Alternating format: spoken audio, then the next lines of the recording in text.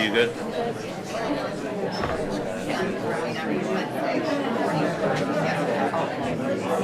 All right, ladies and gentlemen. Hello out in the hallway, ladies and gentlemen. My name is Chris McGrail. I'm the Vice Chair of the Pembroke Zoning Board of Appeals. We're all here for a big reason tonight. I got it, thank you. I got it. If we could all just bear with each other. We're all in this tonight together, so if we could all just respect each other, give everybody a chance to talk, and treat each other like neighbors, I think we'll get through this in a reasonable manner. I appreciate it. That being said, please note that this meeting is being made available to the public through an audio recording, which will be used to ensure an accurate record of proceedings produced in the minutes of the meeting. All comments made in open session will be recorded. Local Scene is providing this service live on Comcast Xfinity, Government Access Channel 9. Those without cable, visit YouTube for live streaming. Before we begin, I'd like to note that we are also looking for community members interested in serving on the Zoning Board of Appeals. Excuse me. If you've ever considered getting involved, we strongly encourage you to submit an application. To submit an application, you see this lovely lady, Lindsay, over here. She's upstairs, the top of the stairs on the right. I believe that's what we do, right? Go see you? All right, much appreciated. All right, that being said, we will reopen. This is the scheduled time. The scheduled times listed on this agenda are approximate and may not match any official advertised or continued hearing time of 7 p.m. All right, 7 p.m. Public hearing case 9-25 continued from November 17th, 2025, December 15th, 2025, postponed January 26th, 2026, and continued from February 10th, 2026. The appeal of Susan Bollinger of 22 Fox Path, Pembroke, Mass. For the Pembroke Planning Board site plan approval granted to Palmer Management Corporation of Cohasset, Mass. To install a battery energy storage system at 48 Scoosett Street, Pembroke, Mass. Appeal is made to the Pembroke Zoning Board of Appeals pursuant to section 57.h.1 of the Pembroke zoning bylaws. All right, so I think the way we'll do this is we'll reopen the meeting, and obviously there's a bunch of people in this room. Some people may be for it, some people may be against it. I'm not here to silence anybody. However, in order for us to get out of here before like summertime, we need to, if we could elect somebody from each group per se. Susan, if you'd like to be that person, talk to your group, and that'd be great. I said I'm not trying to silence anybody, but in order of housekeeping and being timely, I would like to run it that way. If you guys are good with that, is that cool? All right, thank you. That being said, where would we like to start? Who do we want to get up? Yeah, come on up. Come on up, Susan. Shut this off. There we go. I'm just going to move this forward. So, first of all, thanks for meeting again. I know it's been a while, and I'm glad we finally made it here. So, I'm just going to go over I'm not going to go over all the technical details again because I've already said all the technical details and emailed you as well. But I just want to remind everyone that this is not a solar project. There are no panels, no on-site generation, and no energy use tied to this property at all. This is a 24 megawatt hour industrial battery facility proposed in a residential corridor near wetlands and connected to the North River. The first issue before you is zoning. This project is not a permitted use in either residential A or business B zoning districts. It is not listed in the schedule of uses, and site plan review cannot authorize a use that zoning does not allow. I also want to address the argument that this should be treated as solar use. Ooh, noisy. Dan Trabucco. This facility has no solar panels and no on-site generation. Simply interacting with electricity that may have originated from solar somewhere on the grid does not make this solar under the zoning bylaw. If that were the case, then virtually any electrical infrastructure could be classified as solar, and zoning distinctions would effectively disappear. If standalone battery storage is to be allowed as a primary use in Pembroke, that requires a bylaw change, not reinterpretation through site plan review. The applicant has suggested that this may be an accessory use, but that does not serve the property. does not power the building and would operate the same if the building didn't exist. That makes it a standalone principal industrial use, not an accessory one, as indicated in the application. And clearly that has issues. It's not an accessory use, and that's how it was approved. And that leads to a second issue. The planning board exceeded its authority. Site plan review is procedural. It does not grant zoning relief or redefine permitted uses. That authority belongs to this board. I understand there is increasing pressure at the state level to support energy storage projects, but that does not eliminate the requirement that projects comply with local zoning bylaws. If anything, it makes it more important that this board apply those bylaws correctly, because once a use is approved outside of zoning, it becomes very difficult to undo. Next page. Separate from zoning, there are still major safety gaps. The applicant's own code compliance report states that key items, including the hazard mitigation analysis and final system details, are still to be provided. The emergency operations plan submitted is explicitly non-site specific and must be rewritten for this exact location before the system is put into service. This means the risks to this neighborhood, these homes, and these wetlands have not been fully analyzed or presented. We also know from the same materials that these systems can enter thermal runaway, produce flammable and potentially toxic gases, and require significant standoff distances and extended incident response. There are also real-world impacts that haven't been resolved, including continuous operational noise from cooling systems and transformers.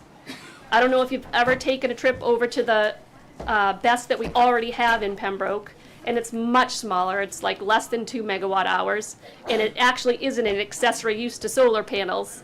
But if you just go there in the middle of the winter, it's extremely loud with those transformers. So I can only imagine what it'll be like in the summer. So I'm just pointing that out. This is especially concerning given the proximity to nearby homes and to South Shore Therapies, a business that's been in Pembroke already that serves an autistic population of students that may be particularly sensitive to sound. So it's very important that, you know, the noise study already doesn't show that it's going to be quiet enough for that population. Before making any decision, I would strongly encourage the board to ask the Pembroke Fire Chief directly for his professional opinion on the specific site, including emergency response, access, and public safety. He's here tonight. So this is ultimately a life safety issue, and his perspective is critical to this. And I don't know what I did with these when I printed this out. And I'd also like to note that there are unresolved questions about whether this application has proper authorization from the property owner. It's not signed by the property owner. So it's the only, Palmer Management submitted an application that's not signed by the owner of the actual property. I think that's a big issue. And then I'll leave you with this. If it were truly a permitted and routine use, the zoning would say so, and the safety documentation would already exist.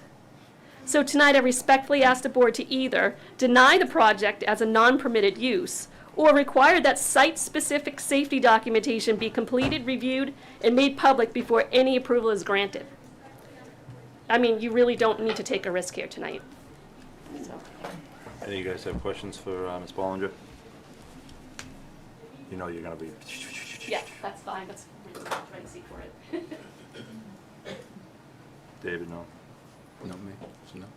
So, excuse me. Fire Chief, if you could get up and address everybody, that'd be fantastic. And thank you for coming tonight.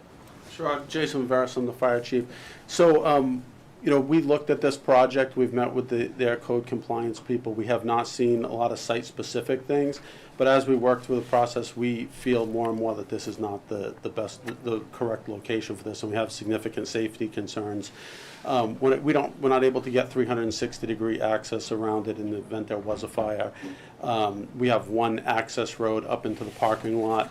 If we were to position trucks up into the parking lot and the conditions changed, it would be almost impossible for us to get them out.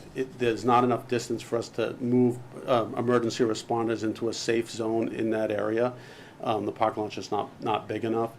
We have obviously our own staffing concerns in the event of this. If we have to evacuate an area, we only have 6 firefighters on duty, so that's an issue. And like I said, as we met with their code compliance people, more and more issues just came up, and we feel it's not the right location for it. But we have not been given, we have not received an official application for a permit from the fire department. Okay. When did you guys sit down with them, like ballpark? Do you know? So the first time we sat down with them was after they got the approval from the planning board. And then we've met with them several times since then. I think the last time we met with them was about two months ago. We were looking for a plume analysis to be done under the worst weather conditions to say if there is a fire here and the wind shifts, can you show us what type of area we need to evacuate, that type of thing. We did not receive that. We also talked about having a water flow analysis done to make sure we have enough water in that area to put a fire that could go on for 10 to 12 hours out. We did not receive that. So we did meet with them. We talked through a lot of the issues. At the end of the meeting, I kind of felt that I can't see how they can resolve some of them, but then again, like I said, I have not received an official application to date. Thank you. For permit. I have a question. Ryan McDonald here. So I'm looking at this letter that you sent to Palmer on November 19th, with the request for information from them. Where does that stand as far as what you've received from them as far as I think there are 6 items with bullet points underneath? Yeah, so without looking at the letter, Sure, I you don't want to? remember exactly. Yeah, take a look, refresh your.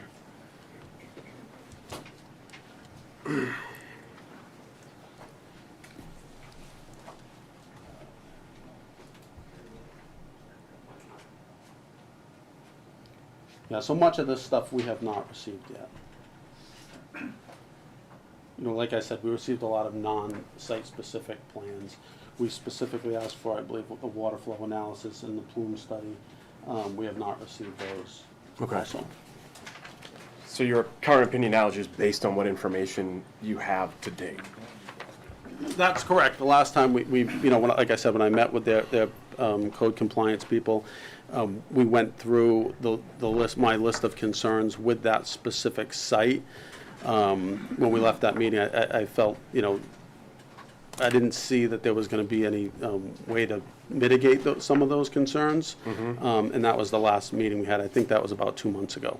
And just to, the 14th condition in the planning board decision is, ultimately it's contingent upon the approval or you granting A storage a permit. storage permit from the fire department. Correct. Right, so regardless of how we decide here, your analysis of whether or not they meet the requirements for that storage permit. Well, like I said, will have some bearing on the outcome. I still have concerns, even in the current layout, how the parking lot is laid out. There's not individual parking spaces. They're kind of like bus lanes.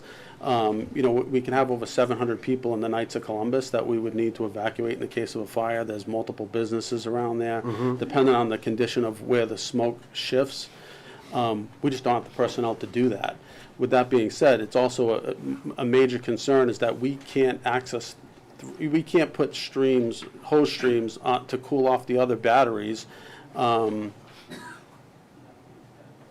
We can only do it from one angle. So the whole back side of that, we're unable to position any apparatus to apply water to those. So we have, a serious concern about that as well. And would that criteria apply to whether or not you grant them a permit, that the hose situation you just described? So with what I know today, I would not be able to grant a permit for that site. Right. Now, can an engineer come up with something else? We'll certainly entertain anything that they come up with. We have to look at what's presented to us, but we have not gotten that to date. Thank you. Thank you. Do you have anything, David? Did you have any specific concerns with any of the content in the generic, shall we say, reports that you were given access to? No, just in that they're not site specific. Okay. So, whenever one of these presented to us, we do already have one in town. I looked at a lot of the other ones that have been approved across the state, and to me, a big piece of that is being able to have access from all sides and be able to apply water appropriately. We can't do it in that site. You know, we see a lot of them that are put out in fields, or they're put out in, you know, cranberry bogs and things like that. But I haven't seen one that's you know, where we can't access three sides of it adequately. You can only access Really one side. one side. Yeah, Provided it's not coming downhill. correct. Or blowing directly at us, because we have nowhere to retreat to in that lot. That's the other piece of it. The smoke shifts, and now it's impacting the responders. We have one access road up into that parking lot. We can barely, you know, they did give us a turning radius analysis on the way the parking lot is laid out right now, which we could potentially get a truck in, but if we have to retreat, it's impossible to get them out. Okay. Anybody else? Yeah, I'm gonna let Palmer respond. We're not gonna let Palmer. Palmer's responding. Palmer. Oh, Palmer, I'm sorry. Sorry.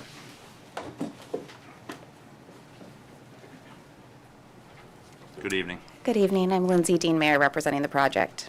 Thank you for having us here tonight to share more about the Planning Board's review, discussions during those hearings, and the appeal. To begin, we believe the process is working. In short, the Planning Board held a publicly noticed hearing, notified abutters, hired a third-party consultant, received input from the fire department, and after continuing the hearing, granted the site plan approval with 15 conditions that must be met by the applicant. That is the process. The project continues, pursuant to the Planning Board's conditions, to work to fulfill those conditions.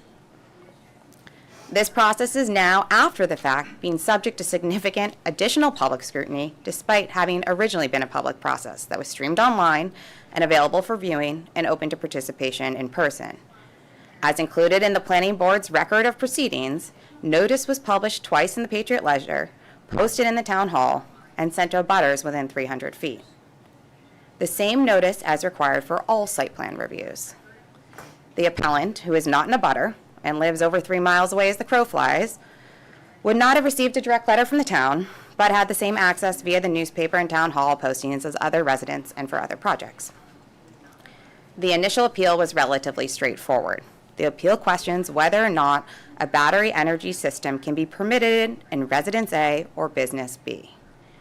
During the application process, Town Council consulted with the Planning Board on this exact question and has, during this appeal, provided similar guidance to this board.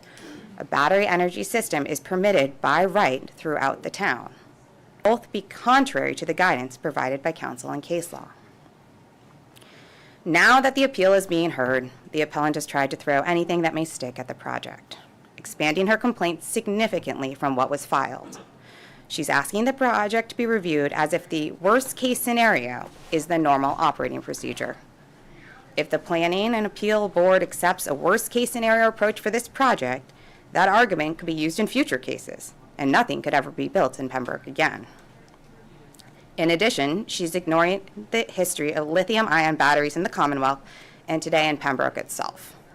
In this town, there, according to data submitted by the utilities through the end of 2024, 32 batteries operating in Pembroke. All but one are installed in residences. Nearly all are lithium-ion. In addition, Massachusetts has over 6,000 grid-connected batteries. Given that these systems are already installed both in town and throughout the Commonwealth, the board must acknowledge that the so-called worst-case alleged harm from the technology has not come to bear. The appellant has raised questions about code compliance, despite referencing in her own submission that those are conditions to the permit. She's raised questions about wetlands, despite acknowledging that the town hired a third party to review the application. While we do not find that those require being addressed given the limited nature of this appeal and the complete record from the Planning Board, I will address some of these questions this evening for completeness, and tonight we're also joined by our fire consultant, an expert in battery system and safety, to answer any outstanding questions that may exist separate from the appeal. For background, the project was submitted to the Planning Board for site plan review in July of last year. Soon thereafter, the Planning Board hired a third party Merrill Engineers and Land Surveyors to review and comment on the application. Merrill reviewed the stormwater calculations in the application, found them to be consistent with requirements, and requested that a confirmatory test pit be dug. That test pit was dug, and the findings were submitted. In addition, Merrill Engineers suggested that the plan should be reviewed by the Pembroke Fire Department. The fire department received the application prior to the planning board's decision and attended the initial planning board hearing. Changes have been made to the site plan to incorporate feedback received from the fire department. Those conversations are ongoing. They have somewhat been put on hold while we address the appeal, which is the subject of this evening, because plume analysis, water hydrant flow, none of that has any standing if the project doesn't have a permit. We know we need to go back to the fire department, continue working with them. That is a condition of the approval received from the planning board. I disagree. I don't disagree with that, but I disagree with the fact that my children and everybody in his children and his men and women on the fire department aren't important enough for you guys to give us this information now, opposed to later, after you get everything you've done. Like, if you want to do this bad enough, how come you haven't been able to provide us with anything to put anybody in this room at ease? I respectfully disagree. We provided a hazard mitigation analysis. We've showed code compliance with all applicable codes. Sorry. Red Sox. And we've also provided a draft emergency operations plan that we would expect to finalize in consultation with the fire department. My question is with the 3 words, not site-specific. Not site-specific. This is our site. This is our site right here, Pembroke, Massachusetts. So I'm just curious, why won't you give us any of the respect of giving us all the information? The town is going to receive all of the information When? pursuant to the planning board approval. It's a condition to receiving a building permit. And we will have the fire department sign off prior to doing that. The fire department is the town's expert in this matter of public safety. Guys, Yeah, let's keep we the can't questions to the board. crosstalk. I apologize. I'm getting a little mouthy myself. I apologize. Either way, carry on. That's okay. It should be noted that at the first planning board hearing, in addition to a representative from the fire department attending, members of the public, including abutters, attended and asked questions. In particular, a member of the public asked about the nearby conservation land across Brick Kiln Lane and fire risk. Abutters attended and inquired about impacts to their yards and the existing vegetation that screens their property. The site plan was revised to add screenings to address this concern and is condition 12 of the planning board's approval. At the second planning board hearing, another abutter attended and inquired about sound from the project. That question was answered at the hearing and prior to the decision being made. The decision to approve was made unanimously by the planning board members in attendance. To recap, the planning board asked questions, hired outside experts, used its own town experts, and took input from the public during the site plan review process. Through that process, the planning board conditioned its approval with 15 conditions that the applicant must adhere to. While the formal appeal is limited, the appellant has formally raised 6 additional questions, and I'd like to take the opportunity to respond to those as well. The first 3 of these are about code compliance and safety. The planning board, using their discretion and after input from the fire department, conditioned the permit on the project receiving a fire department permit. We expect to continue those conversations with the fire department. The appellant's number 4 addresses concerns for another abutter. Said abutter attended the second planning board hearing. While we find it improper for the appellant to expand her appeal to the other parties, we have provided a sound study to respond to this concern. The project will adhere to the DEP noise policy. Number 5 is with regard to runoff and wetlands. This is despite the appellant acknowledging the third-party review by Merrill. Finally, the last was with regard to draft regulations that were not in effect at the time. Would have been improper for the planning board to enforce draft rules as they were clearly not applicable. As always, and as we've demonstrated, we're continuing to work in good faith with the town. We value our relationship, and we expect to continue to work to fulfill the 15 conditions included in the unanimous decision from the planning board. Thank you. Anybody have any questions for Palmer? Ryan, any questions for Palmer? No, not this time, no. David? No. Yes. Just name and street, you know the drill. Bob DiMarzo, State Shop Lane, Pembroke, resident of this town for almost 49 years, almost 50 years. Planning board 5 years, selectman 9 years, and been around the block a few times. And that was quite an interesting fairy tale that she gave. We have a right to be here to appeal the planning board's decision, no matter what you say. It was not held properly. It was advertised as an accessory use. When somebody looked at the town website, it says accessory use.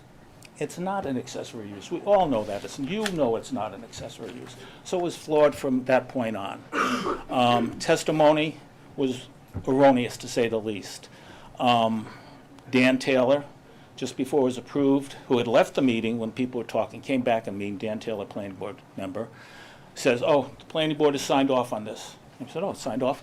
And they approved it. The fire department didn't sign off on it. We all know the fire department, and they know the fire department is because they admit, excuse me if I get upset, but like you are, I'm a little upset over this hooey. They admit that they haven't submitted everything and they have something.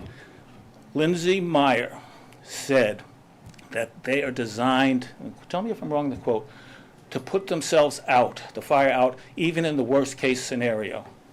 You comment? No, I know I'm supposed to go back. It should go through you. Any questions? Okay, yeah. Okay, I know, I apologize. I know I was out of line. Okay, the fact, they don't design. The worst case scenario is they don't put themselves out, they catch on fire, they put out toxic fumes, and people die. They die. People in this room know about the station fire in Rhode Island? Yes. Everybody? 2 of our residents died in a fire in a nightclub in Rhode Island because of poor conditions and something that happened they thought would never happen. There is only a 1 1/4 or 1 inch water line serving that site. It's not enough. Not enough at all. They're going to have to come across the street, block 139, get us all the way up to, at this narrowest point, an 18-foot wide driveway. It's not 20 feet wide, it's 18 feet wide. Did you point that out? They're going to put chain link fence on it. Big deal. Has anybody seen the gas site on Whitman Street in Hanson? That's some substation. Has special chain link fence with black webbing and spiral wire on the top, designed to keep people out. A chain link fence. You look at the plan, I don't see how far they're going to cut back on trees. Trees can fall on these things. You do the study, you look on do reports. Trees fall on it, they catch on fire. Warwick, New York, 1 caught on fire in a school, and then it caught on fire again.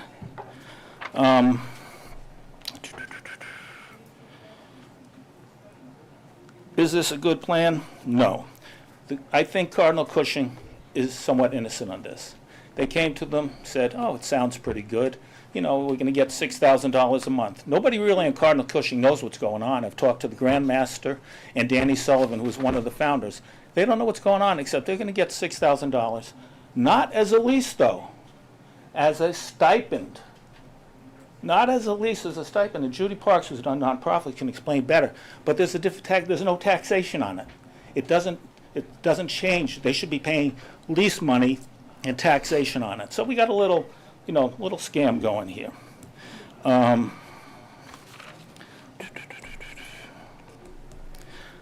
If this is such a good thing, and Lindsay Meyer believes it, she's trying to defend it, saying that everything was done right. Holly Farms, of which she is a member, fought to preserve a farm with a nonprofit for the town. Very good. But they also fought a windmill. Palmer Associates has done the solar farm on Cohasset. Look at the Google map. There's plenty of room to put a battery farm on that same project that they did, but it's not there. Why not over there in Cohasset in your own backyard with more space around it instead of an auto body shop and a narrow thing and cars that are parked one on top of another for bingo night? Fire chief knows it.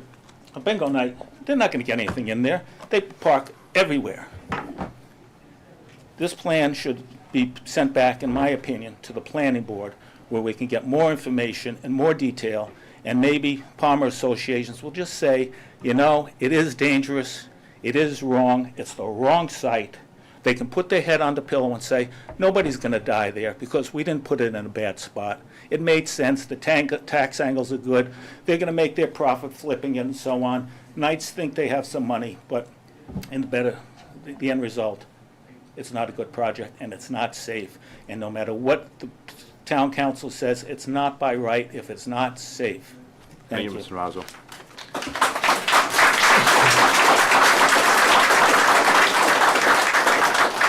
Ms. Wallinger? I just want to point out a couple of things to Bob's point. The fact that it's not an accessory use is noted in Merrill's report. So, like our own peer reviewer noted, it's not an accessory use. So, and then in terms of the meetings, first of all, we did the process right. Sure, it was, the planning board approved it, but they felt like they had no choice. And honestly, as you know, this is a town board of volunteers. You're a town board of volunteers, they're a town board of volunteers. They had no research in front of them. It's not really fair to them to even, we didn't have a bylaw in place. Right now, we've started the process of creating a bylaw for Pembroke. We're working together to come up with a plan. This is not anti-BESS. We're not saying that you can't have battery energy storage in Pembroke. What we're saying is this specific location is bad and dangerous. It's right on, I have a letter right here from the North and, the North and South Rivers Watershed Association that was sent to you back in November. I didn't see it in my packet, but it was definitely sent to you. And they specifically are equally concerned about this going in this location in the event of a fire. There were only 2 weeks between the two planning board meetings where it was approved. It happened on the first meeting happened, all of a sudden a couple people realized it, and then the second meeting happened, and a lot of these people never got notice. It was sent, and I've got record that it was actually dropped off at the post office, but I think there was only a couple that were actually returned. Most people never got notice. And I know that legally Pembroke did the right thing and sent it out. So it's not anybody's fault, but the neighbors, all the abutters didn't receive notice. So they didn't know about the meetings, and they happened 2 weeks apart. So it's it happened so quickly there was no time for anybody to respond. And that's why the appeal was necessary, so that the town could know what was going on. And the reason you see this many people here is because we care about our community. We care about our neighbors. We don't want that. We wouldn't want this in our own backyard. And you're right, I am 3 miles or further away. That's right, I live on the other side of town. This is not in my backyard. I'm doing this because this is the wrong thing for Pembroke. It's dangerous for our community and for the business owners that have been there for years. It's not fair to the business owners that we already have. If we're going to do battery storage, we're going to do it right. We're going to create a bylaw. And one other thing I want to address, the batteries that she's talking about the town already has, I would challenge you to tell me if there's an industrial battery yard, because there really isn't one. These are all likely under 600 kilowatt hour accessory use batteries for the purpose of solar energy on people's homes. It's not an industrial battery yard. And so I think that's really important to note. And I think that, sure, whether you're for or against renewable energy, that's not the question here. We're not trying to stop battery storage from happening. We're trying to make it safe for our community. I've taken steps to try to ensure that safety by creating a bylaw and working with the planning board to do that. And, we've made a lot of progress. And I'm asking you to not approve this in its current form. The fire chief already said they can't turn around. It's not safe. You have, on Friday nights, you've got, hundreds of cars there for bingo, and there's a 20-foot driveway, one way in and out. I don't even understand why anybody would think that's a good thing. And then if the fire truck pulls in, it's already too close to the batteries. There's no, like he said, there's no way to retreat because the fire truck will already be, and the building itself is too close to the batteries, so everybody in that building is at risk. It's just the wrong site. And I'm asking you to take care of your neighbors who are all here. This room is filled with people who live next to the location and who live on the other side of town who don't want to see this happen to them. We're a community. We all get along really. We're a strong community. We love each other. We want to stick up for each other in these instances, and that's why I'm here. And then one last thing I want to say there was a post on Facebook today. A neighbor right behind the site, Kelly, right here, Kelly, she posted it. She took some video. I hope that you've actually visited the site as well, but you can see that that's not densely wooded there. You can see her house from the middle of the lot just as clearly as you can see the parking lot and Knights of Columbus and Celebration Auto Mall. It's going to be it looks a lot smaller when you're actually on the lot than it does when you're looking at it from a piece of paper. And so I'm just asking you to consider what we're doing to our neighbors. Let's do this correctly. Let's find a different location in town and site it correctly so that nobody's at danger. Thank you.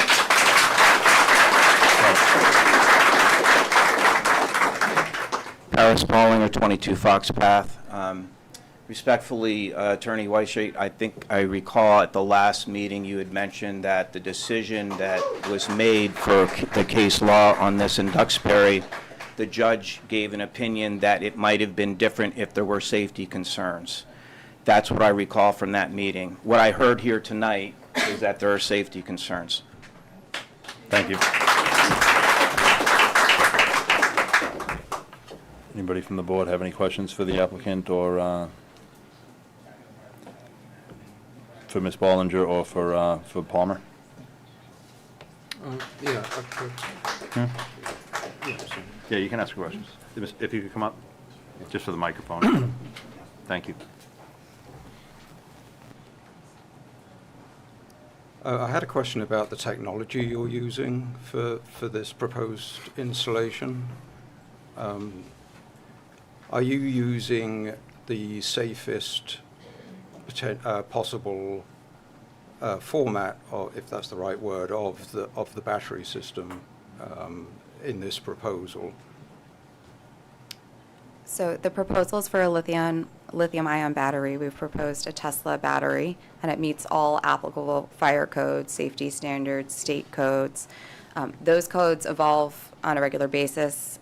So sometimes when we hear about former projects and issues they've had, those actually were not held to the same standards that future projects would be held to. So lithium-ion is the safest technology for these batteries at the moment? For battery or not? storage. For battery storage? That would be for commercially available battery storage on this duration, we believe that we are proposing the best option for this location. Best option doesn't say it's the safest. You're going around the question a bit here. Can I let my fire consultant respond to the question about? Absolutely. If I'm asking the wrong person, I Yes, and then apologize. afterwards, if we may, we'd like to have Tad speak as well. Absolutely. Thank you. Yes, I wanted to, Name, please. Yeah, for the. Jay Iarardi with Code Red Consultants. Thank you. Thank you. So I did want to, with regard to the safety issue, there was a question as to why site-specific information hasn't been provided at this point, which I think is a fair question.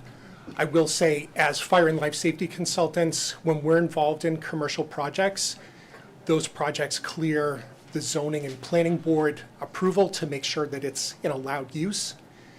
Once that approval is secured, other consultants are brought into the team, such as ourselves, where we would begin to work on the more detailed design and making sure that that fully complies with building and fire code. So our intent here is, once the zoning concern has been resolved, the documents that we've provided, so those non-site specific documents are tied to the equipment. So the Tesla Megapack that's being intended for the project here, those are going to be updated to reflect site-specific conditions. The chief has been gracious enough to have some meetings with our team initially to go through. So we have heard loud and clear his request for information from November. There's a number of important items that he's identified. We've also identified, just with regard to fire department access to the site as it exists today. We've identified some concerns, and we're working to update the site plan accordingly. Water supply is a concern, so we are, the weather has just prevented us coordinating with the water department, but we got to get a flow analysis because we do need to provide water to the site. So there are a number of details. So just as engineers, we're required to do a hazard mitigation analysis, site-specific.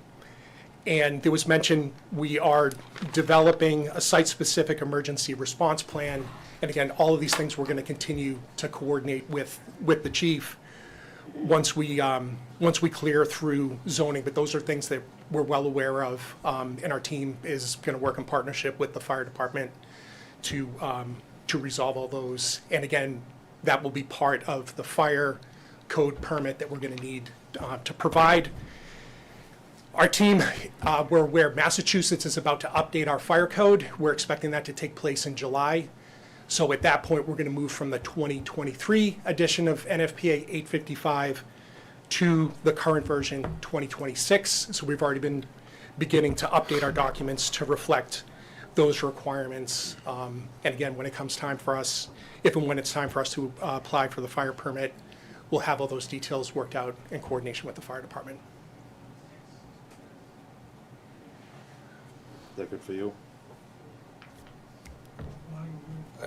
I guess, yeah. I mean, yes. I mean, as long as the chief gets the information he wants, then that's what we're looking for. I didn't mean good for you. I just meant like, do you have any more questions for the gentleman? No, not at this stage. Thank you.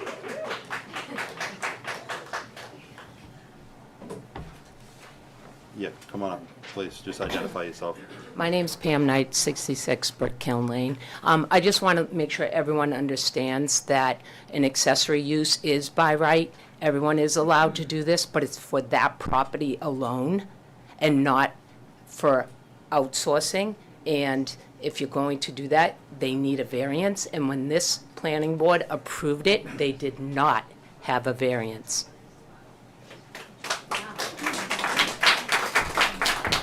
Can you speak to that, counsel? So, yeah, in my opinion, a variance would not be required. I think that, again, all the case law at this point suggests. Sorry, all the case law at this point suggests that these types of facilities are protected by Chapter 48, Section 3. They do fall under the umbrella of solar use. So I don't believe a variance would be required. One more, and then you can come up. There is no solar use, and the variance was not pulled, and it needs a variance. It is by law. We have smart people on our side, too. We have engineers like Tad to tell us that this is not right. Hold on, Mr. DiMaggio. Sue, you can come up, please. I respectfully ask that you get a second council opinion.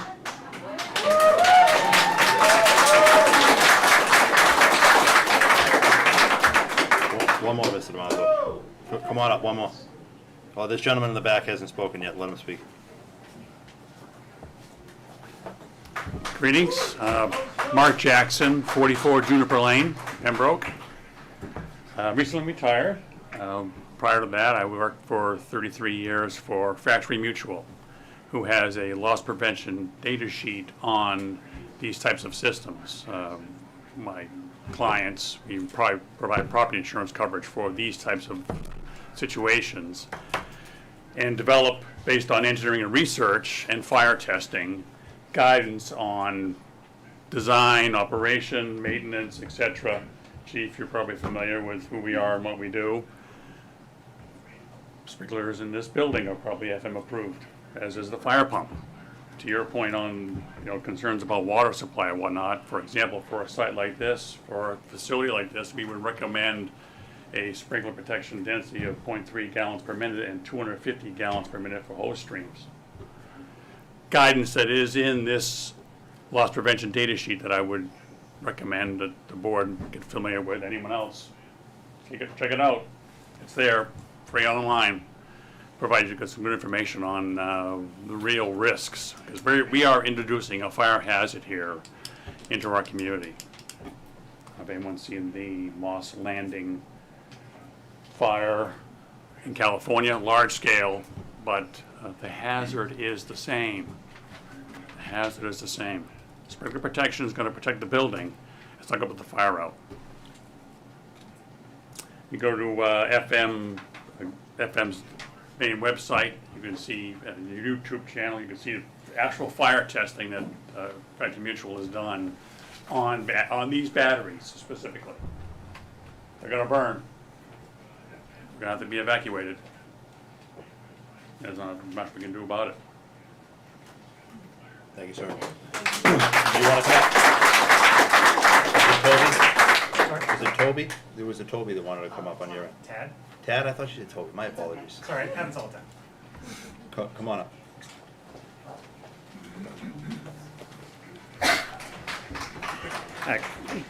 Good evening, Tad Hewer from Foley Hill Ag Council for Palmer.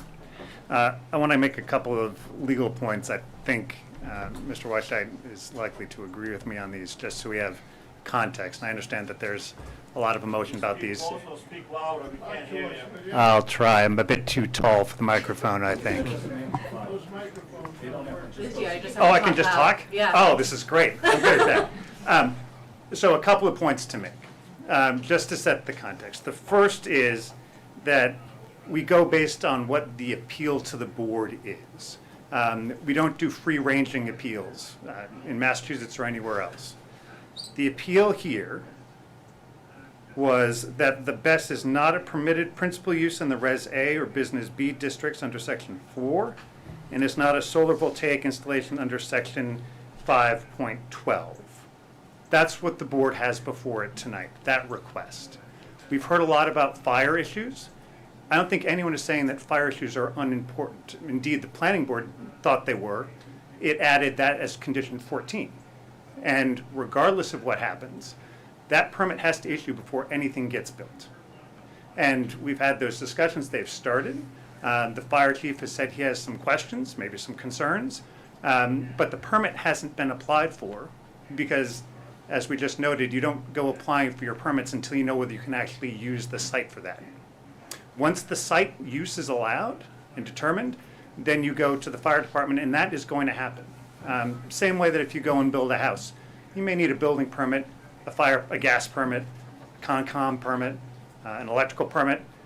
Just because the electrical permit may have concerns doesn't mean the Concom can deny its wetlands approval because someone else has jurisdiction over something that might be problematic.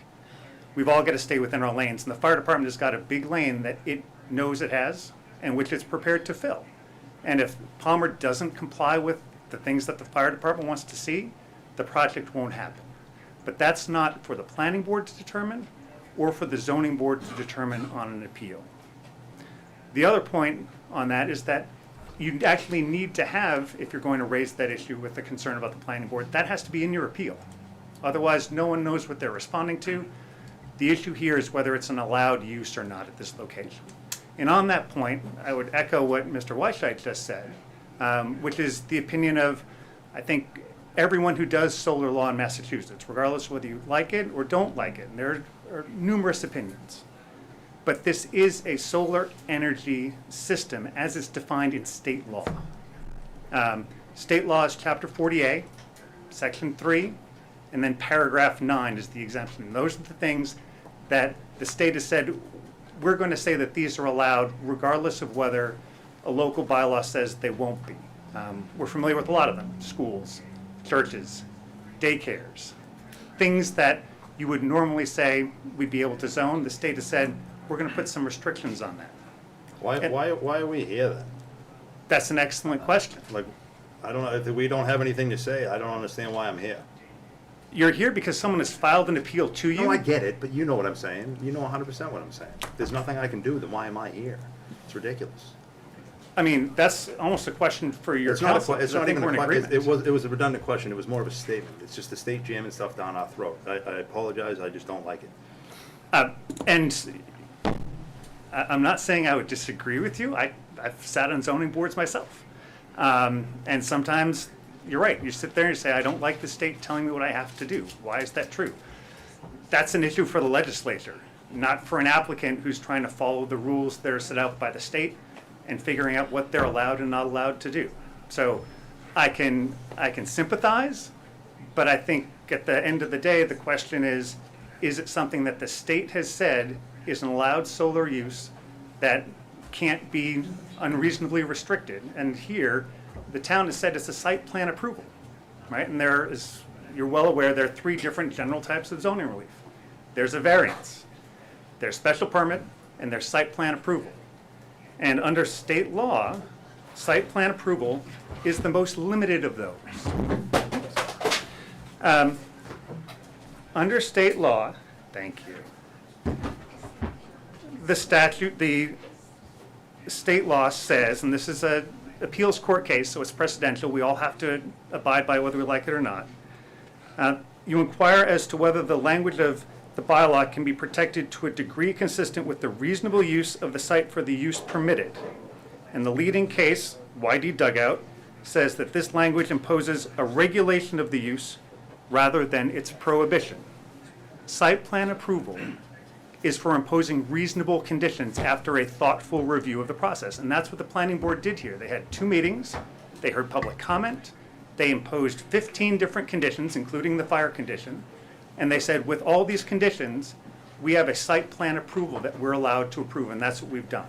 And it's not for the zoning board to second guess the planning board's determination of what conditions are appropriate or not. That's their lane. The other thing I think is important here is that even if we had a scenario where this was a fire department issue, which we do, they have their own process. And again, the planning board approved it with the fire element to it in condition 14. They still need that permit. That's the usual process that we go through. It's not within the scope of the planning board or the zoning board to tell the fire department what to do. We hope the fire department is the expert and they make that determination. But as long as the planning board has issued that permit with a condition, and the only thing before the board tonight is, as the applicant has said, whether it's an allowed use or not, that question's been answered by town council. It's an allowed use, but you still have the backstop of the fire department says, do I issue the fire department permit? That's where we are at the moment. So I would encourage the board to recognize that this is a very limited appeal, notwithstanding the numerous issues that have been raised by many people, and that once you've cabined it to where it is appropriately set, there's a very limited issue before you with that backstop of the fire department and its fire permit. Thank you guys. I got a question. Yeah. Tad, can you just walk, is Tad your first name, yes? Thaddeus, but you can call me Tad. Okay. I know another Tad. Tad. He was a great guy. Just because there's been a lot of talk about this is not a solar project, Yeah. and you're saying it is a solar project under 48 Section 3, and as a solar energy system is defined, just for the benefit of myself and everyone here, like how do you connect the dots to what is being proposed here as to fitting within that definition of solar energy system under the statute? Right, so there are 2 things that I'd point out. First is you have the Duxbury case, right? That's the land court case. They had this exact scenario. Town did not have a best bylaw. The land court said, I see you do not have a best bylaw, but I have to make the first determination, is best solar? And the land court says, yes, it is. Right, so the land court has told us solar includes best.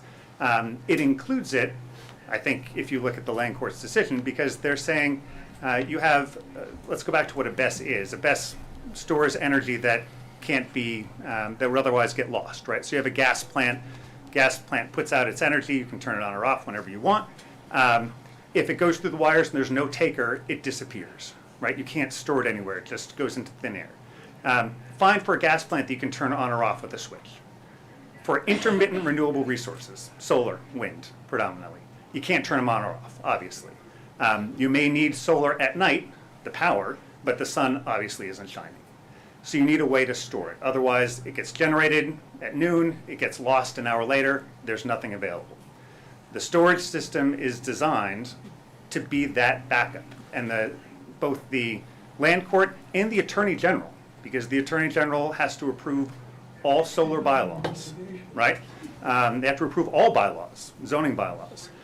This has come before the attorney general repeatedly over the last 5 years, as town council will tell you. They've represented a number of towns that have sought to have solar bylaws or best bylaws or prohibitions. And the attorney general has rejected every single one of them because they've said solar and BESS are protected uses under the statute. You can like it, you cannot like it, but that's where the land court is, and that's where the attorney general is. And it goes back to this point that the solar system is using the battery. That's where the solar energy goes. That's how you can store it off the system, off the grid, and use it later in the day. That connection is what's been made by the court, by the attorney general. That's what we work with. Thank you. Has nothing to do with it. That's just her determination. And I'll say on that point, the attorney general makes clear, as town council will confirm, in every decision on a bylaw, she says, we are not here on the merits. It doesn't matter whether I like it or not. My sole job, and there's a unit, the municipal law unit in Worcester, all they do is they review bylaws. 3 attorneys, that's all they do, every day, right? That come in from the 200 some odd towns in Massachusetts, right? You don't have them in cities, but every town has to submit their bylaws. They review these all the time, and they say we review just for whether it is compliant with state law or not, and they have repeatedly, as in dozens of times in the last 5 years, held that solar and BESS are covered by the 40A protection. Thank you. Thank you. So all your policies and procedures and everything at Palmer, they all meet, you know, when you say solar, it's interchangeable with BESS and just like that. That's correct, yeah. So when your website says that the minimum size for a solar installation is 50 acres, then why are you building something on an 8-acre site in Pembroke? Right. And when it's talking about solar in that context, it's talking about a solar PV array, the photovoltaic array. Well, you just nodded when I said, when it says solar is BESS and BESS is solar, you nodded. You said For state yes. law. For state law purposes, they are I viewed said as for your synonymous. policies and procedures. I'm not sure policies and procedures, what do you mean? You work in a highly regulated industry. You must have policies and procedures. Yes. And according to your website, your minimum size for a solar installation is 50 acres. So I'm asking why we're building on an 8-acre site. Yeah, I mean, I'm your attorney, not the company. Let me have Lindsay address that. Sorry, I just wanted to acknowledge that Tad is outside counsel, so he's not from Palmer, so he would not be necessarily familiar Okay. with what's on the website. We develop projects throughout the entire country, so there are some projects that are smaller and there are some projects that are larger. If we're looking for a utility scale solar facility, the common metrics there are people say you need about 5 acres per megawatt for a solar facility that would be a standalone PV utility scale. So that's what that references to. Okay. Thank you. Anything else, Mr. Chair? I'm good, thank you. You have anything, Ryan? No? No. Thank you very much. Of course.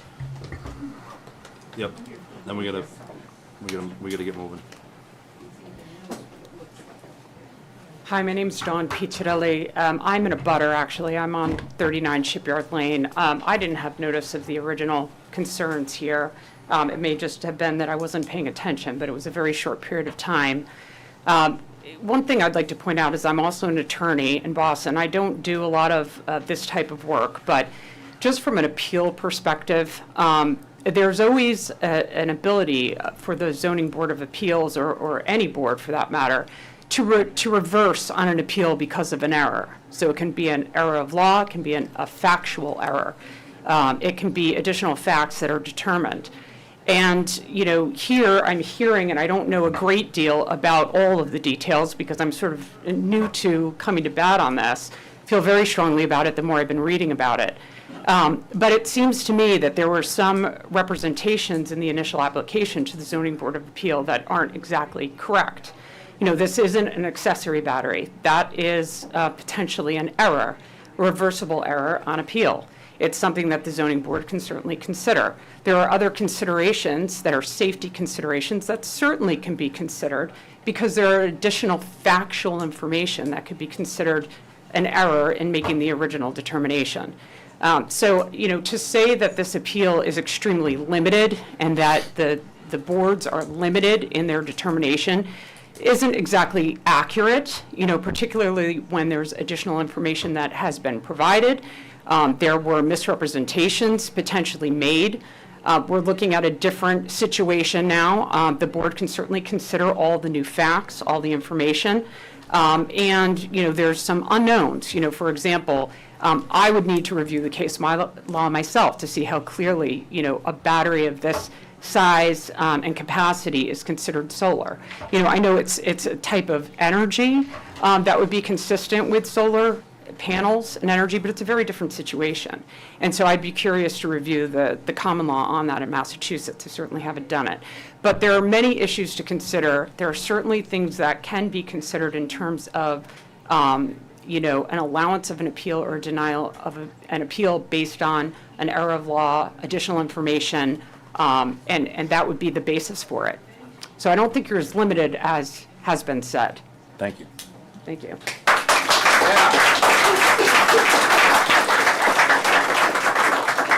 I'm gonna, what do you think, 2 more public comment, 2 more? 2 more, and then we're gonna try to move on. Yes, ma'am, when he's done, you can come on. Thank you. Andy Provatola, 13 Grace Hand Road, Pembroke.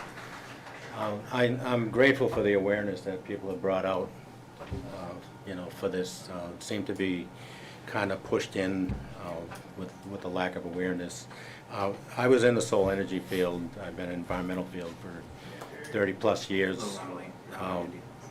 But as far as the batteries, comparing, what is the weight of the batteries compared to solar? When you're dealing with photovoltaic, the batteries are much lighter compared to heavy lithium type batteries, if I think it's lithium with that. Some of the other things I'll just bring a few questions, but is this the only project? When did this project begin? But how long has BEST been in existence? And from my understanding, they subcontract a lot of work. So if there are issues that need repairs, it's usually subcontracted out, and it's not necessarily in-house from the company. As far as cost factors, what kind of return on investment is this for the town? Why Pembroke or any other South Shore town? But people want to put this in the town because of getting more money. I mean, we're involved in several different projects, municipal right now, police, fire, the rec center, senior center, etc. The other thing is that the EMF, if you're not familiar with electromagnetic fields, we're talking about toxicity, we're talking about risk, we're talking about safety, and I had a cousin who used to put up, cell towers and things, and he died of brain cancer about 4 years ago down in Florida. And it's a real issue. Electromagnetic field waves, they come through. You can't see them, you can't feel them, but it definitely affects the neurological systems, and that may not happen right away. In regards to BEST in their studies, have there been any major illnesses or such awareness, such as EMF or radioactive or some type of measures where it's affecting neurologically to people's brains and the nervous system? And we talked about they want to do something there with the Cardinal Cushing, but it's not just people who are living here. It's just that now you have toxicity going possible or potentially into the rivers and local sites. And corporate greed has done a lot of damage to America, and we're reaping those consequences even to this day. But photovoltaic cells are very small, so when whatever the bylaws say doesn't necessarily mean it's Bible. Because lithium batteries and these types of storage systems are huge. And the other issue is, where are they putting the waste of these batteries? And that's all I have to say. Thank you.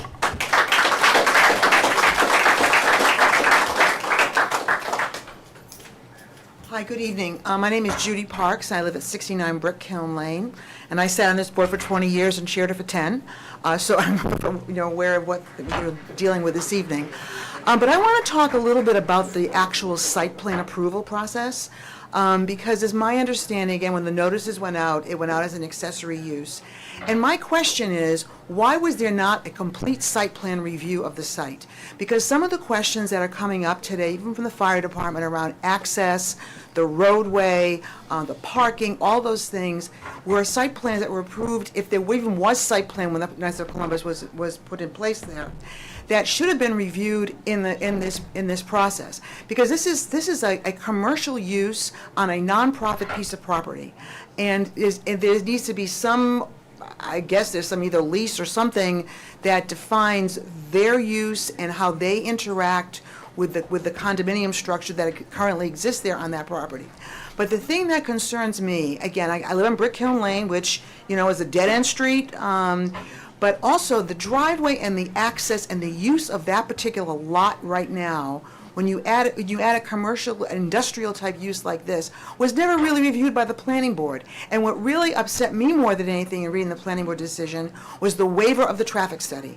Because if all considered, in terms of the parking and how the access for the fire department will change how that site plan is laid out as we go forward. So I just wanted to add that comment about the whole process. And again, thank you for your time. Thank you.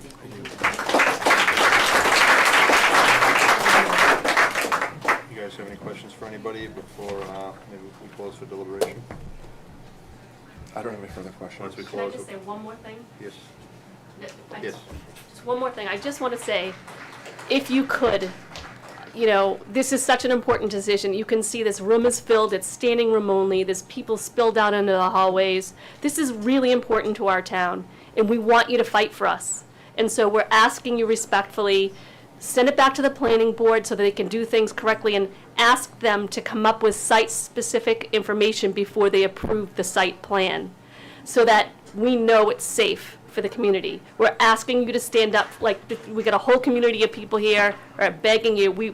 We want a second opinion from council. We want, a little bit more research, and we're hoping that you'll ask the planning board to do that. Thank you so much.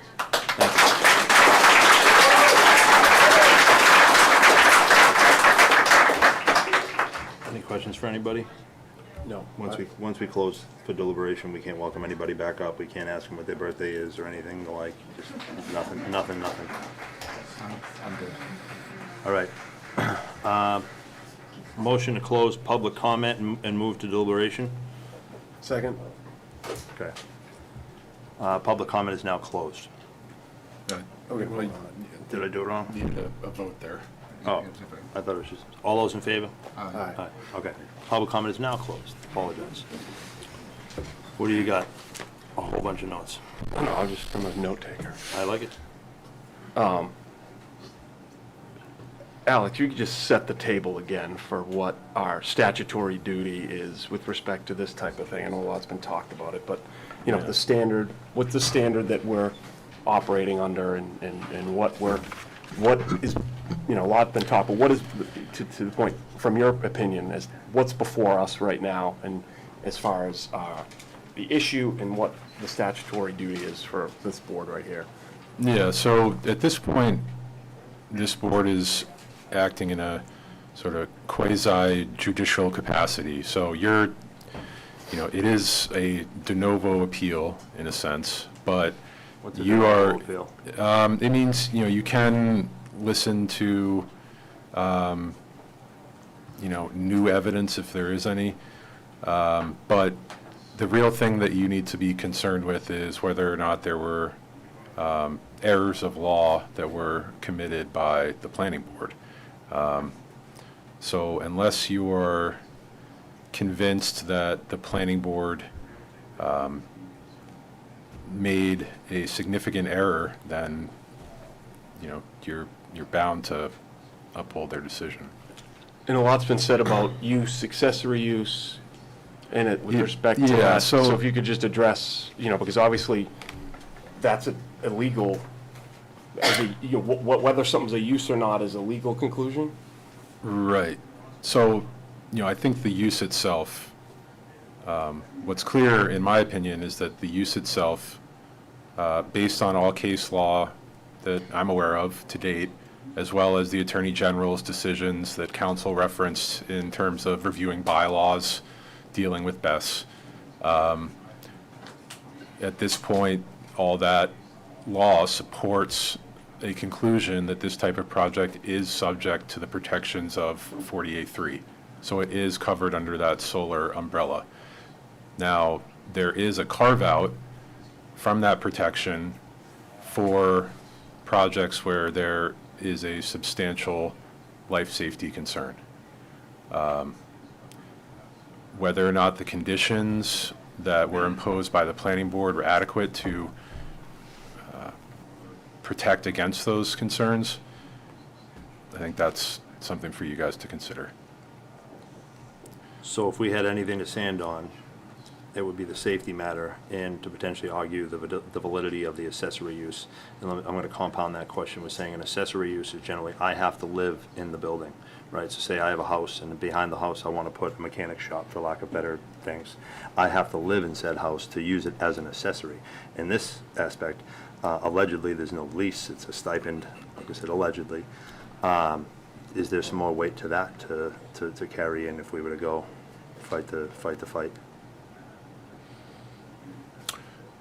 I'm not, so you're questioning whether the fact that, well. You can't have an accessory if it's not an accessory. Yeah, no, If the Knights of Columbus own the building, so whose accessory is it? If I have a barrette in my hair, it's my accessory. It's not an accessory to anybody if nobody lives there, or if it's got nothing to do with them. Correct me if I'm wrong. No, I mean, so the standard for something to be accessory use is that it's minor and subordinate to the primary use of the property. But it's not minor and subordinate. In my opinion, anyways. Obviously, they feel differently.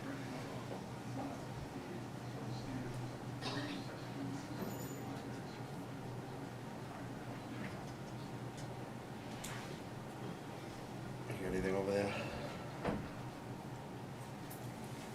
I mean, there was a lot of discussion. A lot of the safety things that were discussed were, I think, to Tad's presentation, we heard about the water supply, the access routes, the fencing.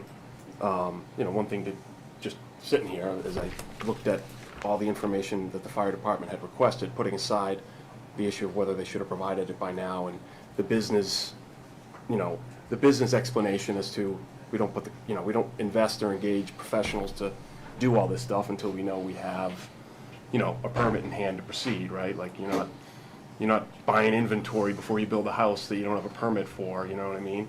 So I understand that. A lot of the safety things that were addressed would be, not all, but a fair amount seemed to be addressed by the information that we provided to the fire department, which I think is a good thing. And it's a whole other permit process that it's not just, it seems like there's a formal process. So there is some of those things that is a condition precedent to anything happening. As I understand it, nothing can happen on the ground at all with respect to starting this thing until this permit gets issued. And, this letter I'm looking at seems fairly comprehensive. So just to consider on the safety side, like there is that aspect, that whole permitting process to consider. Yeah, and just to that point, Ryan, I would note, it is pretty standard in my experience, and I've worked on permitting, or worked with boards on reviewing dozens of these types of projects, and that is pretty standard for the more detailed information to be provided to the specific departments that issue the various permits for it. So here, the fire department would be receiving the more specific information when they're ready to apply for that permit. And all that's going to need to be done before they ever break ground. What, if we were, just from a procedural standpoint, if we were to either remand to the planning board with saying, hey, we want you guys to look at more, as suggested or requested, site-specific issues, et cetera, or we were to just, vacate the planning board's decision and, basically substitute our judgment for the judgment of the planning board, where site plan stuff and safety issues, that's usually what is coming before them, what they have expertise at. And this gets appealed to the land court or whomever, the decision, right? I mean, is the court basically going to analyze the 40A Section 3 issue? It's going to be what's squarely before it, and whether or not is it life safety concerns, yeah. Yeah, which obviously fire and so forth would fall within. And then whether or not they would uphold whatever, if we vacate it or if we don't, whether or not this and other stuff was adequately addressed at the hearing as it relates to safety issues. But they were looking at The court 40 might get three. to that, but the court would probably be analyzing standing before they ever got there. Again, the petitioner here is not a direct abutter. She would need to prove some unique harm to her personally compared to the rest of the community to survive a standing challenge. So one of the other abutters who stood up would have to be the named moving party in an appeal if it went against them. And obviously the town, if they'd appealed it, would be, Palmer would appeal it, if it went against them, so. But it would be analyzing the same issue, the 40A, Section 3, BES. Exactly, yeah.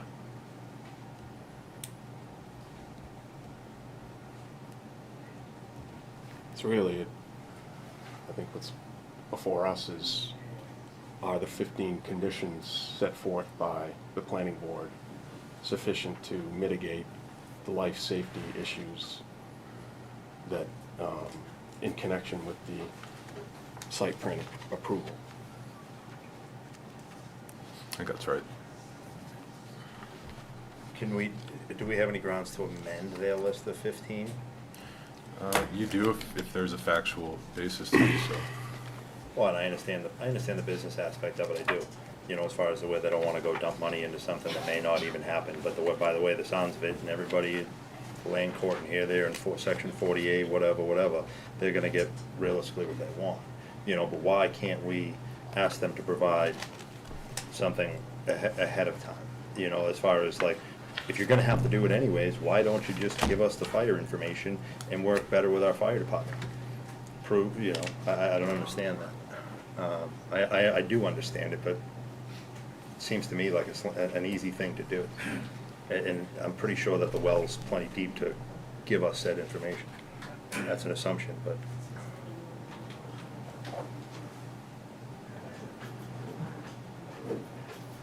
Transparency is big with me, that's all. Have you got the 14 conditions there? I can't find it right now. There's 15. Or just point to which one. I don't have them all right in front of me, I read them before. Which document is it, Ryan? Do you have the list of the? No, I just referenced the, in the Do you have presentation. the list of the 15 conditions up on you, Lindsay? Because tonight we talked briefly about security, and we didn't talk at all really about noise. I don't know if there was Well, we can't talk about anything anymore. No. We closed an open deliberation. Right. But, We can talk, but we yes, can't, but I'm we saying, can't. if they're not covered on the conditions list, then that might be something we. Thank you, Lindsay. As well.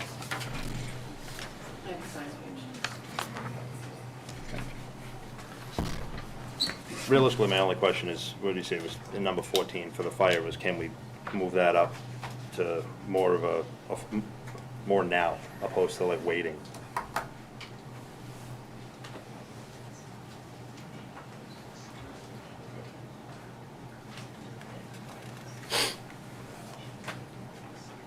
I'm not, as far as the permitting process for this particular permit, I'm not, I don't know how it works in complete detail. But, would you?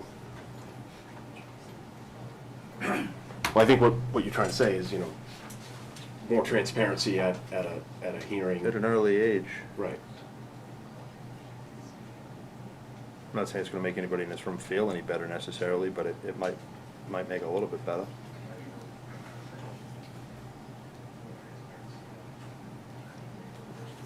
Well, but then the specific request also too was, maybe you'd consider a remand back to the planning board Well, with that's more what- site-specific, That- and let that's kinda them what I was- figure out what that's kinda what I was- site-specific means. Right, they're the ones who do site plan, we're Right, not site right, plan right, related, right? Maybe it's, and then I wouldn't hate that. let them figure out, Be more sufficient. right, with that direction, because they're in the business of, on the zoning side, it's not like safety, parking, Right. this is not really normally the lane that we're in, that's the planning board lane. So if the concern is more site-specific, because then I think, obviously, the planning board could consider, they're operating that arena more, at some point, they gotta weigh, how much burden do we wanna put on developers prior to issuing this versus, not, right? Because, that, I guess, how much, because if you make full, like, just, scorched earth transparency, no one's gonna do Right. business with the town. And, we want a reasonable level of. Yeah, I'm not trying to be transparency. unreasonable. No, that's what I'm saying. I just, it's one of the, it's like, right now I feel like it's like, don't look over here, don't look over here, this is what's going on. I'm not saying that's the case, that's just how I feel. Would, Alex, would we need to have a specific finding tonight that based upon the record that was presented before us and the additional information we obtained, we do not feel that there was a sufficient, like, life safety consideration in connection with the site approval? Would that have to be a specific finding for us to kick it back to planning? I think you would have to cite the fire chief's opinion, that he does have concerns. I mean, at the very And is that decision itself appealable? Yes. So they could appeal our decision to kick it back and remand it to the planning board. So it would be about what we do here tonight, nothing about what the planning board necessarily decided when they granted the site plan approval. Or it could be two separate appealable issues. You know what I mean? Yeah, well, I know I'm getting into the weeds a little bit, but I'm just trying to understand that the breadth and impact of the decision here. And it definitely is an appealable decision, in my opinion.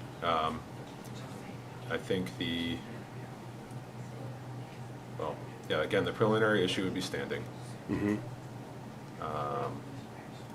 And then the court would, assuming that the appeal survives standing, then the court would get into the issues of, was it an error for you guys to remand? Right. Assuming that's what you're inclined to do. And in order, I think, for the court to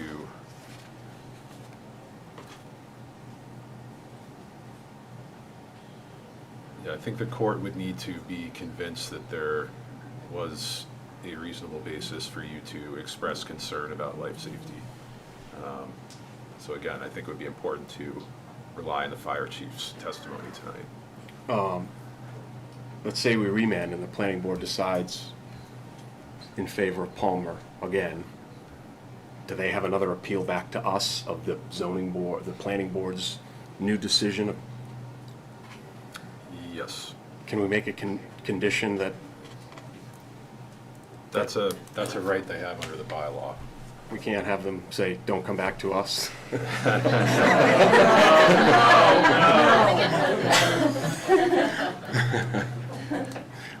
Yeah, I'm just joking. Yeah. Hey, I like where you're going. What's that? No, I understand. So there's that, right? Like, this thing just becomes a Revolving door of hot potato. Welcome back, everybody. Right, and I'm not, but I'm just trying to explore, I know, I'm looking for. because it's like, we kick it back, they make a decision, then ultimately, you know. Well, the other thing, Ryan, is, so, yeah, remanding is one option. Another option, if you were to uphold the decision, you know, if someone who's aggrieved were to appeal, then it would still be, the court would need to decide the legal issue of whether or not there is a legitimate life safety concern. And then, you know, at that point, I think it's less likely you end up in the scenario of The bouncing ping back. pong, right, yeah. Well, yeah, eventually, right, I guess I'm seeing in my head is, I think the life safety issue is something that we can stand on. I mean, no, I don't disagree. I think if that's a route we want to take and remand, but I think, you know, then, I think at that point that the issue would be sufficiently spoken about, like if we're remanding back and it's specific as to the site plan specifics, the focus has been, you know, safety, and then it comes back to us after there's more well, if that's the case, discovery and, or presentation on that issue. You know, I think, I don't want to come back on this matter, but realistically, like if we have to come back on this matter, it doesn't bother me. I mean, obviously, you know, we'll have to find something tonight, you know, come to some sort of definitive, so to say. right, But, but it probably feels like ultimately this is going to get decided by a Superior Court. it was always gonna get decided, unless we Yeah. voted, you know, in favor of the planning board, it was always gonna go to a land court. Whether they took it to land court, or they took it to land court, or whatever the fact of the matter is. Like Tad so generously told us that we really don't, we're just here in a formality matter, so it was always gonna go to land court. All right, I have no more questions for Alex. Okay. In regards to putting a motion on the floor, I'm just trying to do my housekeeping properly. The verbiage would look something like, you know, remand, all those in favor, please don't vote on this. All those in favor of remanding the decision back to the planning board in regards to a more thorough look at life safety. In site-specific life safety. I think. Site-specific, I like that. They like to throw that around a lot. You know, Yeah. For a more thorough review of site-specific life safety concerns.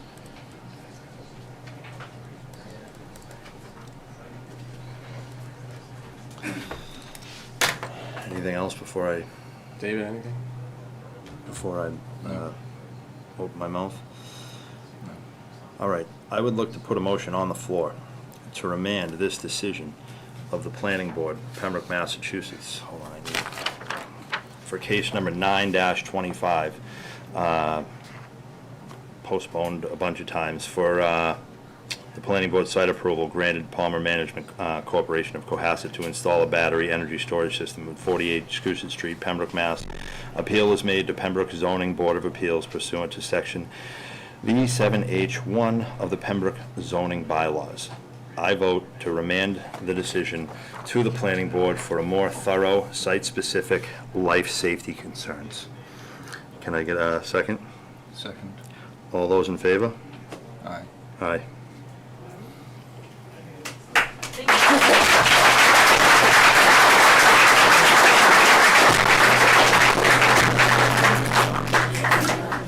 Guys, we do have another hearing after this, so if you guys want to go outside and celebrate or whatever it is you want to do, if you can just do it outside, that'd be great.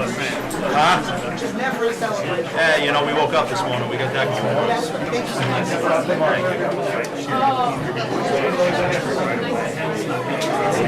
No, they're gonna, we'll talk later, we get another hearing. How are you? It's prohibited everywhere. What's going on over there? Anything over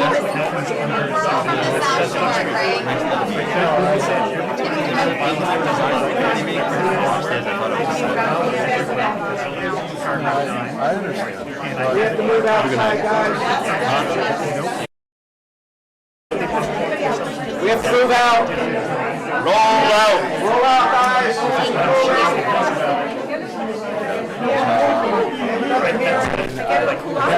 It's a life safety part. Doesn't matter. Because if you get to health safety buffer, it's just either by law anyway. The county set that requirement. Resistant. Gotta go. Really resistant. So these lovely things, ma'am?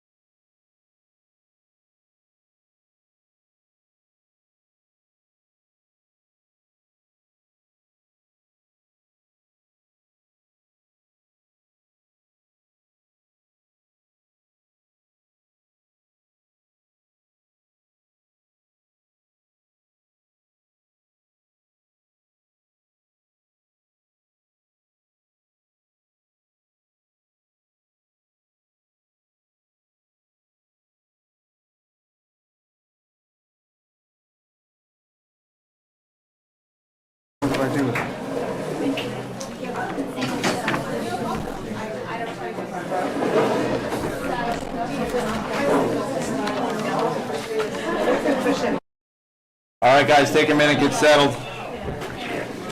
Please and thank you.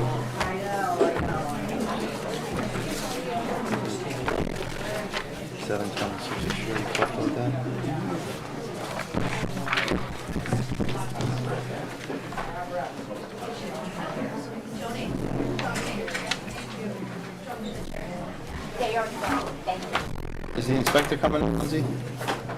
Is Pete coming? No, I seen him in his office. I didn't know if he was coming. Oh, okay. They're probably in the room there.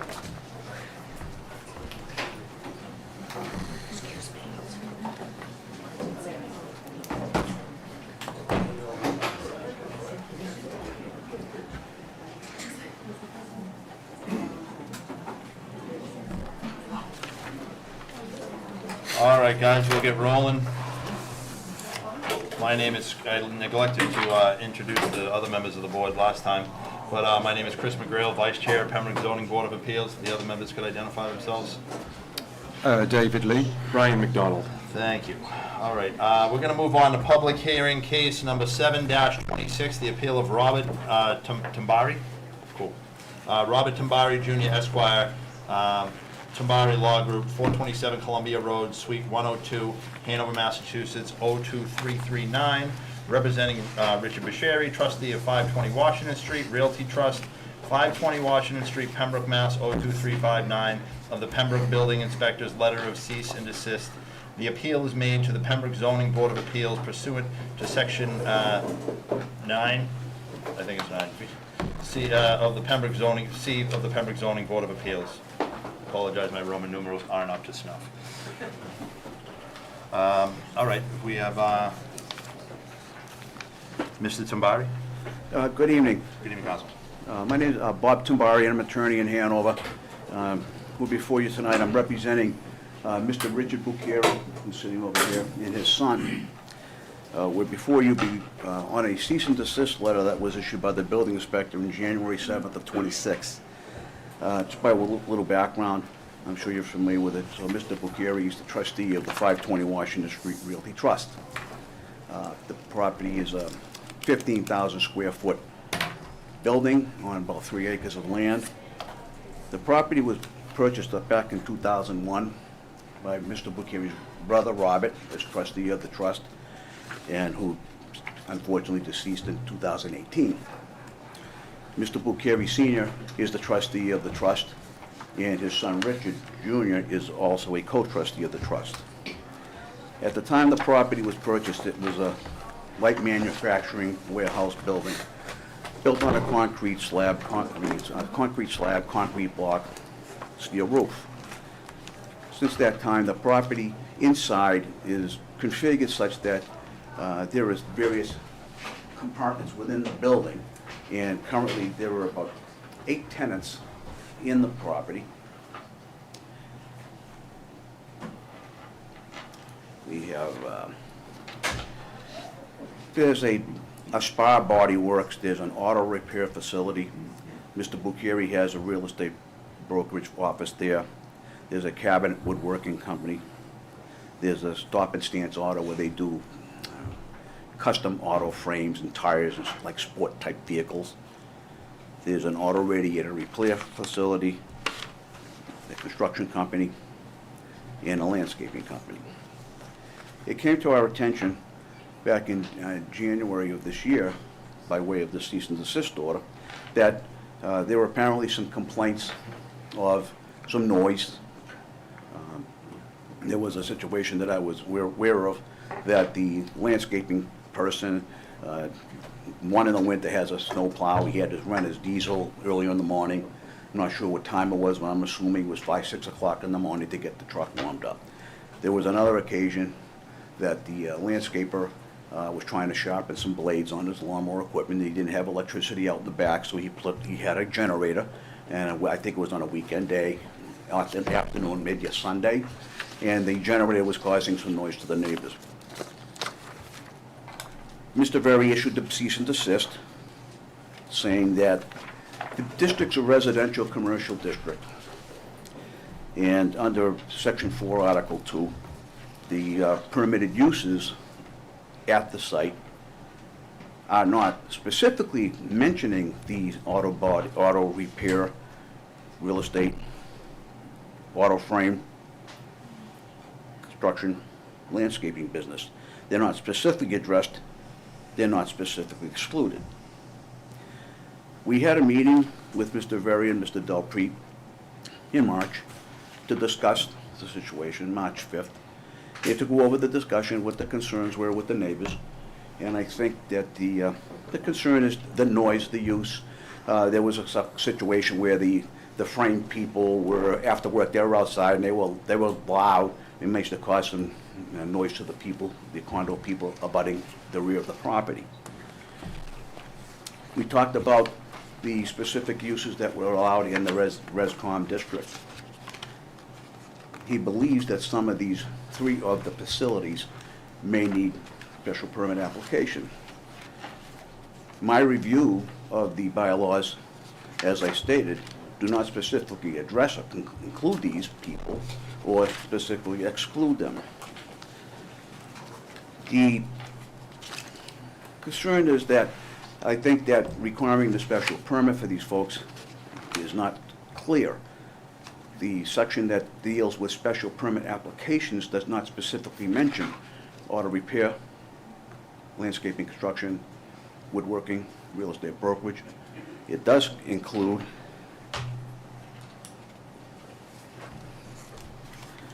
light industrial, retail, personal services, business, and professional use.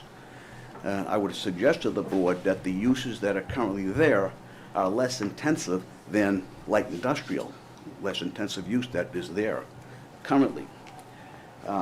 we're obviously in a spirit to cooperate with the board. I don't think the bylaws specifically have, I didn't see them, a hour, day excluding operations. We're willing to put some type of restraint in there as far as hours of operation for the tenants, as well as limiting some of the days, late Saturday or Sunday, for example, of operations, which don't exist now. And I suggest that maybe the building inspector's way of issuing this cease and desist order was a way for us to get here to try to get a little direction on, we're here to cooperate. Mr. Buccheri's been there for 20-something years with these tenants. Some of them have been there for 10 years. Now it's a matter of how do we appease some of the neighbors, how do we eliminate some of the noise or any confusion that's developing on the site as it is now.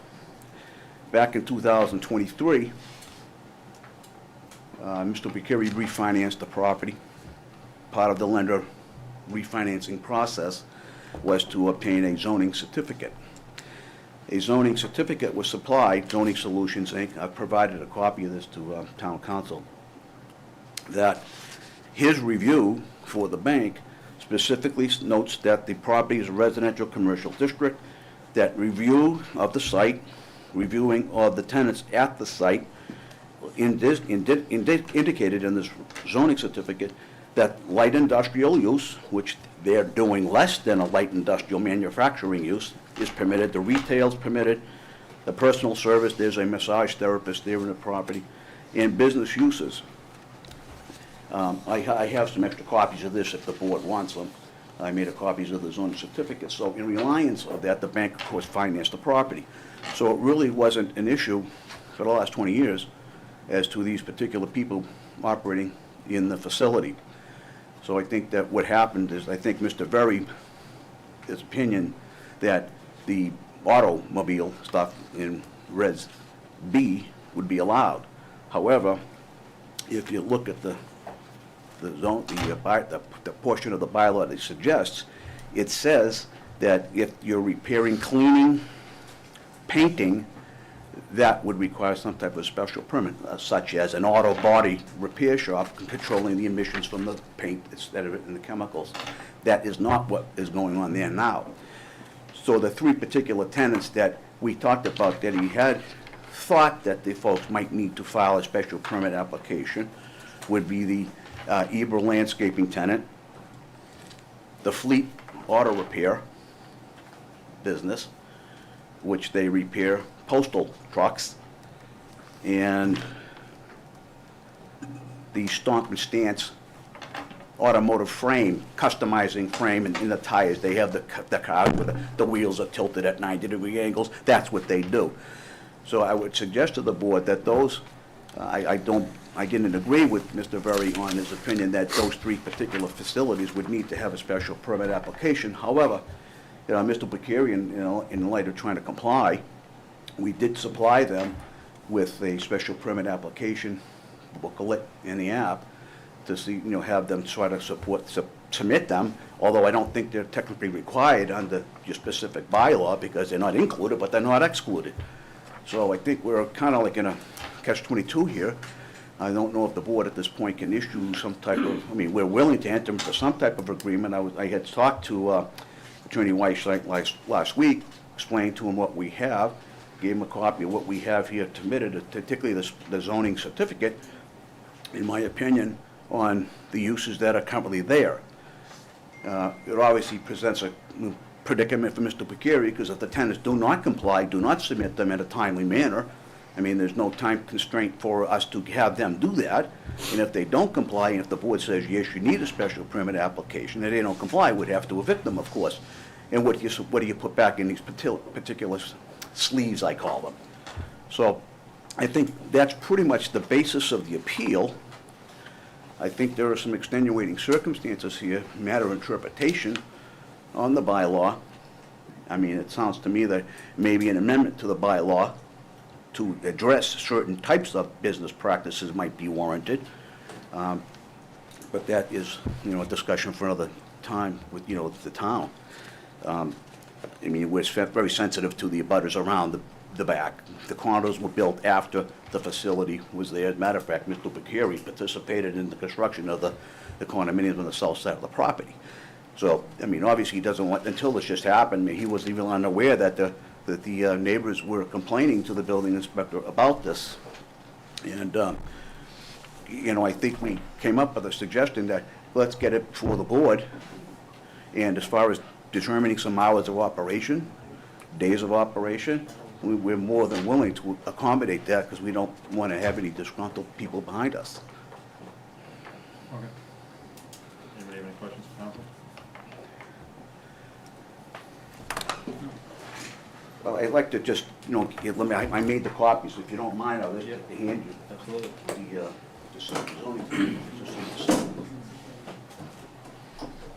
made about 5 or 6 of them. Alex, those are the ones I sent you. Yeah, thanks, Bob. Alex, you need one? I'm good, thank you. Good, all set? Yeah.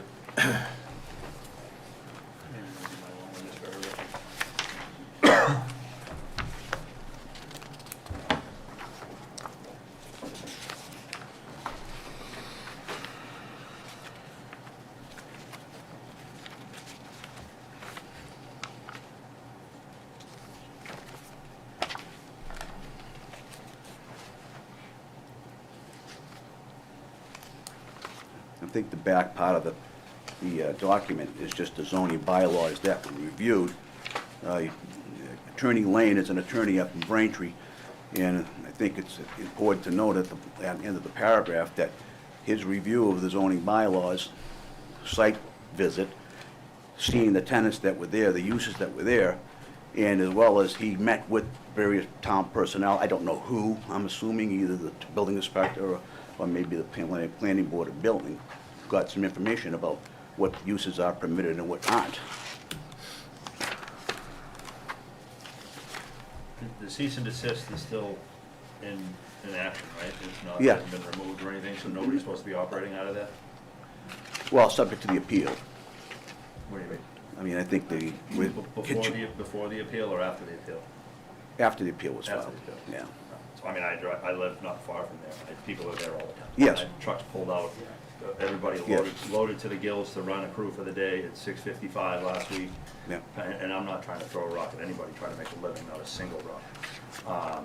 But it's one of those things like, well, are we gonna do this or are we not? So like, you want guidelines, they already gave you a big one, and nobody's really adhering to that. So that's an issue, in my personal opinion. I understand. And that's more your issue to deal with your tenants. So I get it, I'd probably be there too, I don't know, I just. Well, I would suggest to you, Mr. McGrail, that, you know, the zoning permit applications have been submitted to the 3 specific people that, you know, Mr. Very thought should file them, although he wasn't conclusive that they are special permit requirement for these particular uses. Even if I know that a couple of the folks are here, they've actually filled them out, I don't think they've been filed yet, but even if they did file them, by the time you get through the public process and, you know, notice and hearing, it will look like we got a 60, 90-day window here. Well, what I would probably suggest to the board is, in the spirit of cooperating and get that process going, assuming we do need special permit, I'm gonna rely on town council for an opinion after we've discussed this, to maybe continue it for 60 days to allow them to do that, to get the publish it in a newspaper and, you know, get a date certain to hear their uses as far as getting hours of operation and schedule for those 3 particular folks. Regardless of special permit or anything the like, is everybody who's in there a registered business in the town? Have they gone upstairs and given Andy 40 I bucks? believe several of them have business certificates. I know one of them has an occupancy permit to run their business there. I'm not sure which one they are. I just don't have that information, so I'm asking. I'm not clear. I don't want to misrepresent that to the board, but I know I saw a couple of folks here tonight, and they have business certificate, and they have an occupancy permit for their use. Bob, what were you keep referring to the 3, which were the 3, just from following the bouncing ball here? Stomp and Stance, those are the custom frame folks. Yeah. Eber, E-B-E-R Landscaping, landscaper, and Fleet Auto Repair, which is the postal truck service folks. I think So what you're saying is, I know you don't represent them, but that they're prepared, they have the special permit form ready to go to file, but but you're not conceding that it's required, but, to the extent it is required. Yes, I would suggest you that I believe that those uses are permitted as a matter of right. Yeah, you're not waiving your claim, your argument here. No. You're just saying, those are the three that, in good faith discussion, yes. if it was the Those ones were the that. three he drew out, and he says, I think these three people might require a special permit application, even though we have a disagreement. Subject to the interpretation. Correct. Got it. In regards to licensing, and it's more directed towards Pembroke Transmission, is there a specific license on how many vehicles they're allowed to withhold, like how to have on property? And I know one of the things was like noxious noise and this, that, and the other thing. There's always been an abundance of junk cars in the front yard.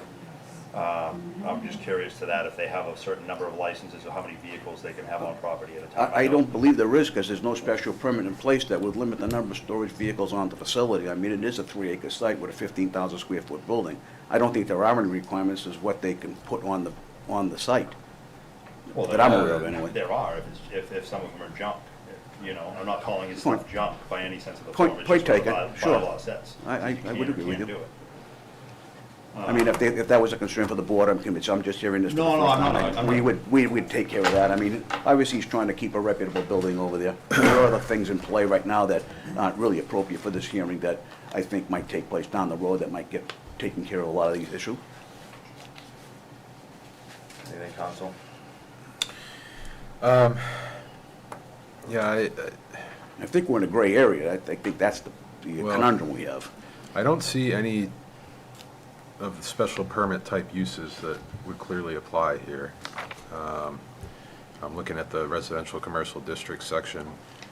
Uses permitted by special permit, institutions for philanthropic use, outdoor storage, display or sale of goods, assisted living facilities, restaurants, pet services, public utility use.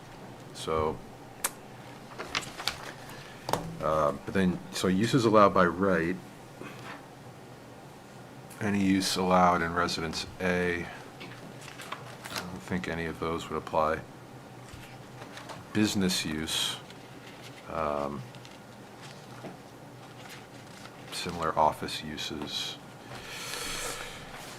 I think we fall under item 4, light industry, fabrication, assembly, finishing. I think it falls within the parameters of item number 4 in section 4.2A. I don't disagree.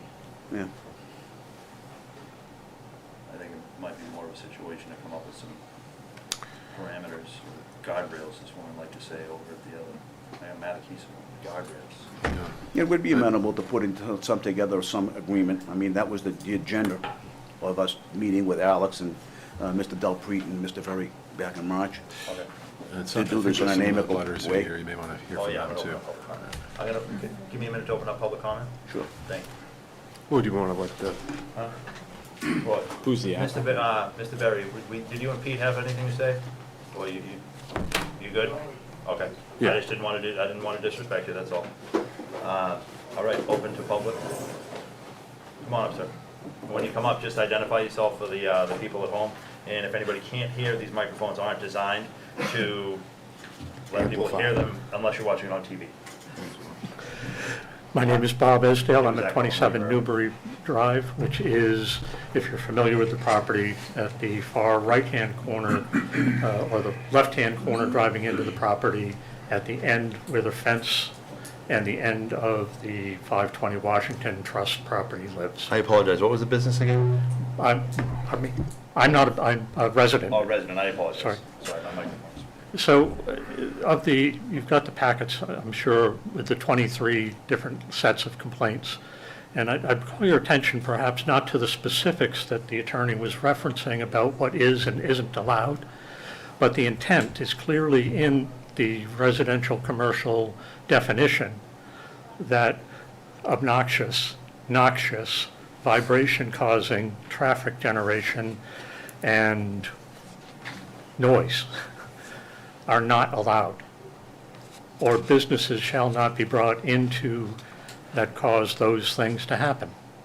And that is the crux of, there are 23 different points of view, most of which say the reason why we need some controls on the time of operation is because of the noise that's being generated. Now, in my own deposition or input, last year I was driven out of my backyard 2 times by gasoline fumes. Gasoline fumes. I called the fire department. It spread all the way out from the area that they were in, down and behind our residences, to the point where the concentration was fairly significant. It was not just somebody spilled a cup. It was something significant. The fire department got there, it had dissipated because the breeze was there, but they did go over and take a look. That happened twice. The noise that comes from the excavator that was running, they'd start the excavator and they would run it for an extended period of time. The diesel exhaust coming out of that excavator was less than 10 feet from the edge of the fence, pouring that smoke into the back of our properties, causing us to have to leave. Now, I can't speak for those people on Pembroke Pines on the far side as to what they hear, but the complaints were similar. What we're looking for is some way to get the noise down in a reasonable fashion. And during the day, but we shouldn't have to put up with generators. There's no power in the landscapers, as far as I'm aware. They run a generator. I don't think there's any water. There's gasoline. It's kind of a dangerous thing. And I have read in the reports that you have of people seeing welding going on out there. So I guess my point is, yes, it isn't specifically outlawed or allowed, but the intention is with that zoning that things like medical practices, pet taking care of, very light manufacturing, retail, restaurants, that's the idea, not and I know some of the businesses have been there for a long time, and I'm not trying to shut anybody down, but we just want to get along. And we have had the opportunity, we tried as a board to make outreach. Now, one of the other things I found online was a zoning board meeting and approval that was done in 2006. And the conditions of that included, sorry, this is really small print, and I'm not as young as I used to be. Hours and days of operation will comply with the town Pembroke bylaws. There will be a 5-foot buffer along the outside of the property filled with crushed stone to control the drainage, and that all drainage would be maintained on their property. This year, we had to put in a drainage ditch to collect the drainage, and I have the video to show it, of water coming off of the property. It was going down the hill and flooding the basements on our property. We fixed it. Also, that was required that, let's see.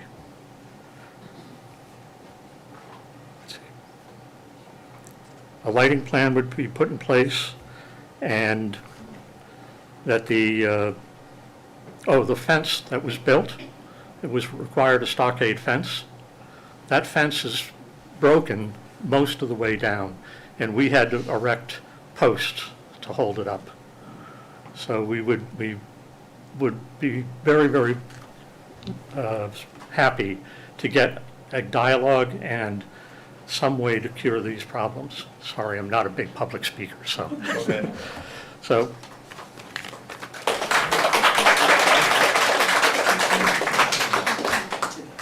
Come on up, sir. You'll have a chance. Just identify yourself for the people at home. Hi, I'm Nick Mazzaras, 17 Newbury Drive. I'm also the managing trustee. And Mr. Lombardi said that this is a new thing, and he probably doesn't know, but my wife, Joni, who's sitting right there, and myself, started going to the town manager in 2019, 6 years ago, about all these problems. And he told us, call the police every time there's a problem, which we did. The police finally said to me, stop calling us. We don't want to deal with this. Finally, George Very and Pete Delprete gave us some help. And we bought our unit in 2018. And it's been nothing but horrible noise. People come into the business at 5 a.m., they stay until 10:30, 11 o'clock at night. And this is 7 days a week, Saturdays and Sundays. We proposed 4 or 5 years ago, Monday to Friday, 7 to 7, Saturday, 7 to 3:30. Sunday, everybody stay out and give us a day. My backyard is 45 feet from their fence, their border. This afternoon, my wife and I sitting in the living room at 1 p.m., the landscape trucks go by, our entire unit vibrates. I mean, it's ridiculous. One thing you cannot do, and Mr. Lombardi knows this, you cannot bother your neighbors. You can run your business, but it cannot infringe on your neighbor's rights. We have 24 units, and at least 15 are affected by these businesses. Now, I ask, is the town collecting the personal property taxes from these businesses? Furniture, fixtures, and equipment? My guess is no, but I don't know. That's the first thing. The next thing is stop and stands. Not only does frames, they modify exhausts. So we have cars and motorcycles coming out of their business, destroying our days. Last Friday, I notified George Berry at 3 o'clock and 6 o'clock, and then Cody Tyler, Officer Cody Tyler came after I called the police at 3 o'clock and 6 o'clock. PM, AM? 3 p.m., 6 p.m. I just want to be clear. Yep, absolutely. There was a guy from one of the businesses, I believe Stop and Stands, but I don't know for sure, riding around the building in the parking lot. This is not the first time or the 10th time. This goes on all the time. You wouldn't live next door to it, so why should we? What I propose is this. First of all, there is no property management. Zero. The tenants do whatever they like, whenever they like. That has to end. Secondly, we need to set parameters for business use and hours of operation. I'm tired of having these guys 45 feet from me until 11 o'clock at night on Saturday and Sunday. And they're not just there. It's noisy. My wife Joni will attest, we have to turn our television off because we can't hear it sometimes. I mean, it's absurd.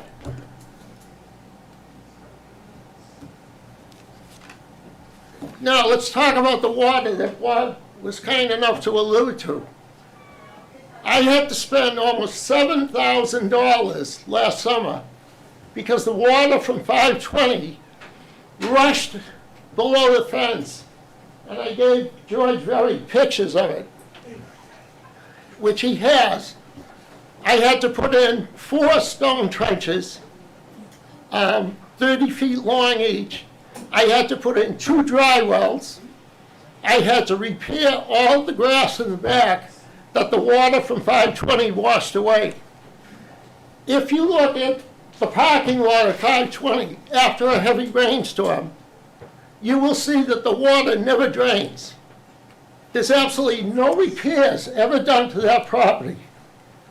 Also last summer, his wood picket fence. First of all, there are pickets missing everywhere, but in about 8 different places, his fence was falling down on our property, leaning. We called and asked if he would fix it. We got no response. I hired our landscaper to put lean-tos like this against the fence to hold it up. That cost $2,000. I had a meeting with Bill Chenard months ago. A couple of people in this room were there as witnesses. Bill told me, sue Mr. Bashiri for all that money. Now, I understand there's a state statute about dumping water onto your butters. And I asked him, why can't the town get involved with this? Because his parking lot needs to be repaired, and the fence.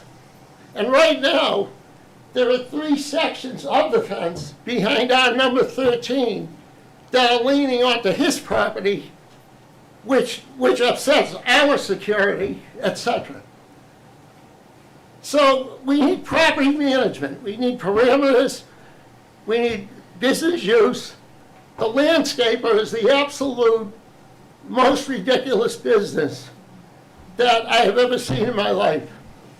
5 o'clock in the morning till 10 o'clock at night. Generators, sharpening tools, idling trucks, even in the summertime. I'll say to my wife, this guy is an idiot. He's wasting his fuel. It's 80 degrees out. His trucks run for 1 to 2 hours, morning and then at night, while he's doing something here. And then I say, don't these guys have a home? They're here from 5 in the morning to 10 at night. There's something wrong here. So that's where we're at. I thank you very much for letting me speak. I hope you can do something to help us. Thank you. Thank you.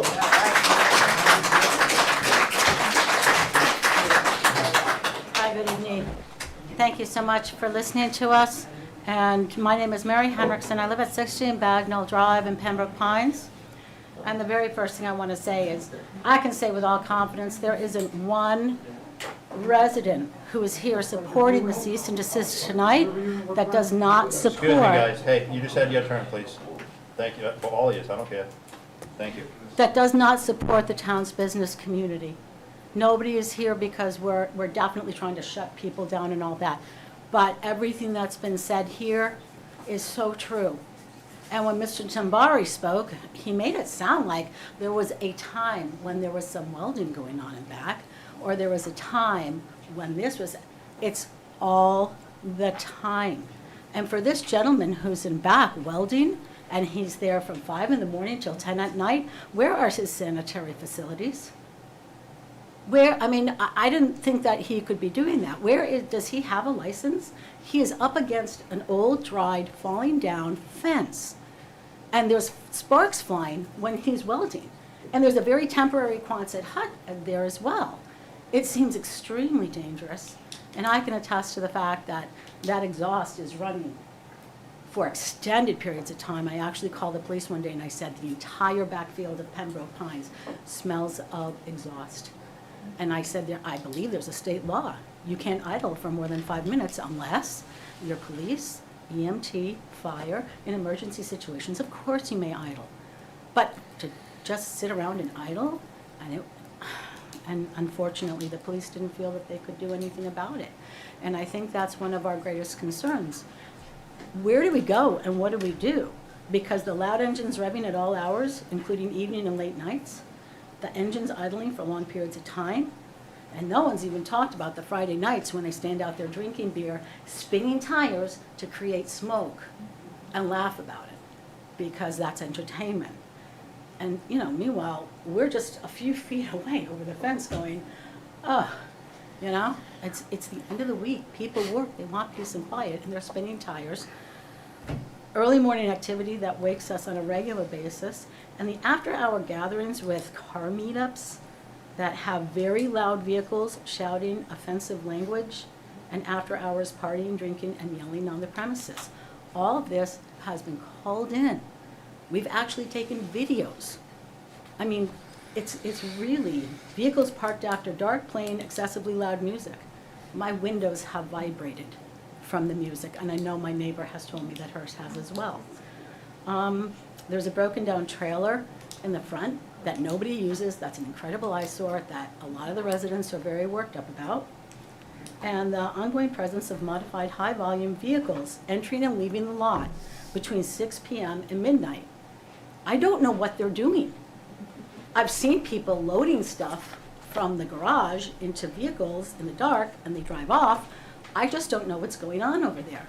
And I think one of the questions is, how is stuff enforced? Who do we go to? Who do we speak to?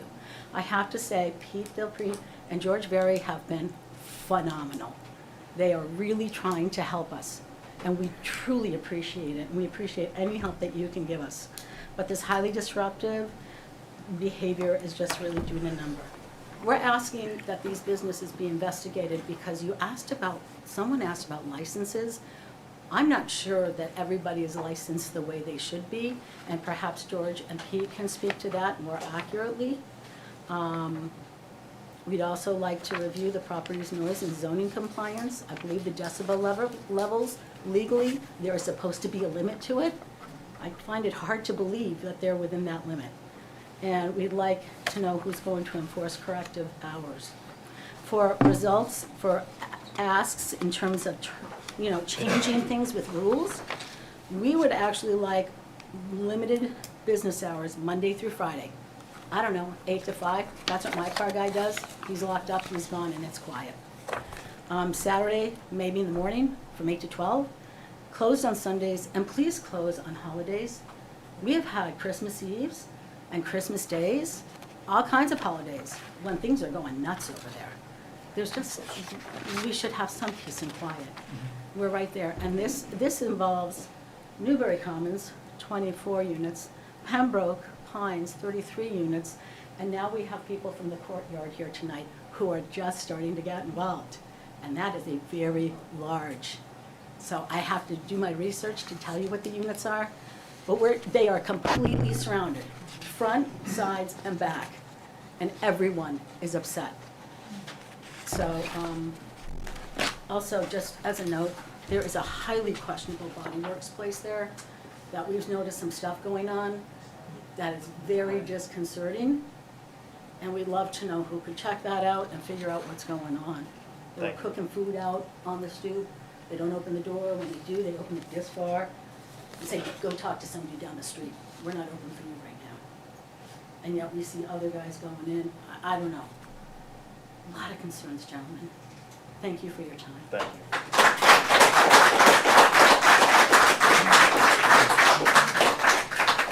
How do you feel about moving forward opposed to a site visit? I mean, I know what it looks like. I drive by multiple times a day. I've just never been out back to see any of the drainage issues or this issue, just to get an idea of the lay of the land. I'm opposed to it. I could do that, yeah. Okay. Do we have to do it separately? Yeah, unfortunately. So it's not a meeting? Hmm? So it's not a meeting? No, you can't buy me lunch after. Yeah, no, it's individually. But, yes, sir. Is the public comment over? No, come on. It's just getting late, so I was trying to figure out if the gentleman that I'm sitting with would trying to, if they want to move forward, or if they would like to do a site visit, that's all. Just quickly, I live at 60 Bagnell. The previous speakers covered pretty much everything I was concerned about with two exceptions.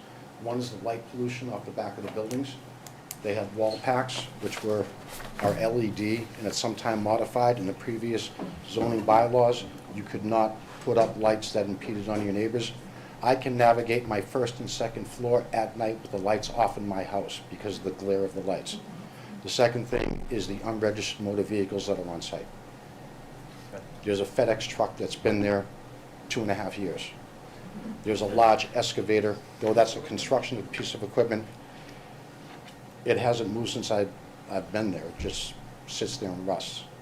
I don't have a problem with that, but it's just, previous bylaws said no unregistered motor vehicles on site, and there are multiple. And that's all I have to offer. Thank you.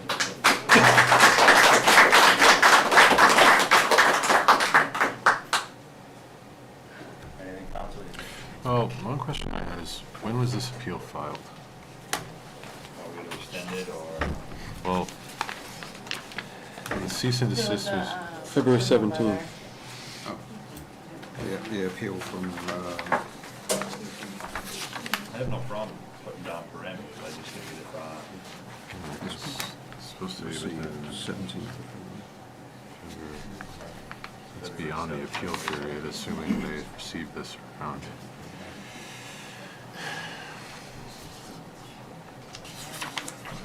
Well, you're beyond 30 days. Beyond 30 days.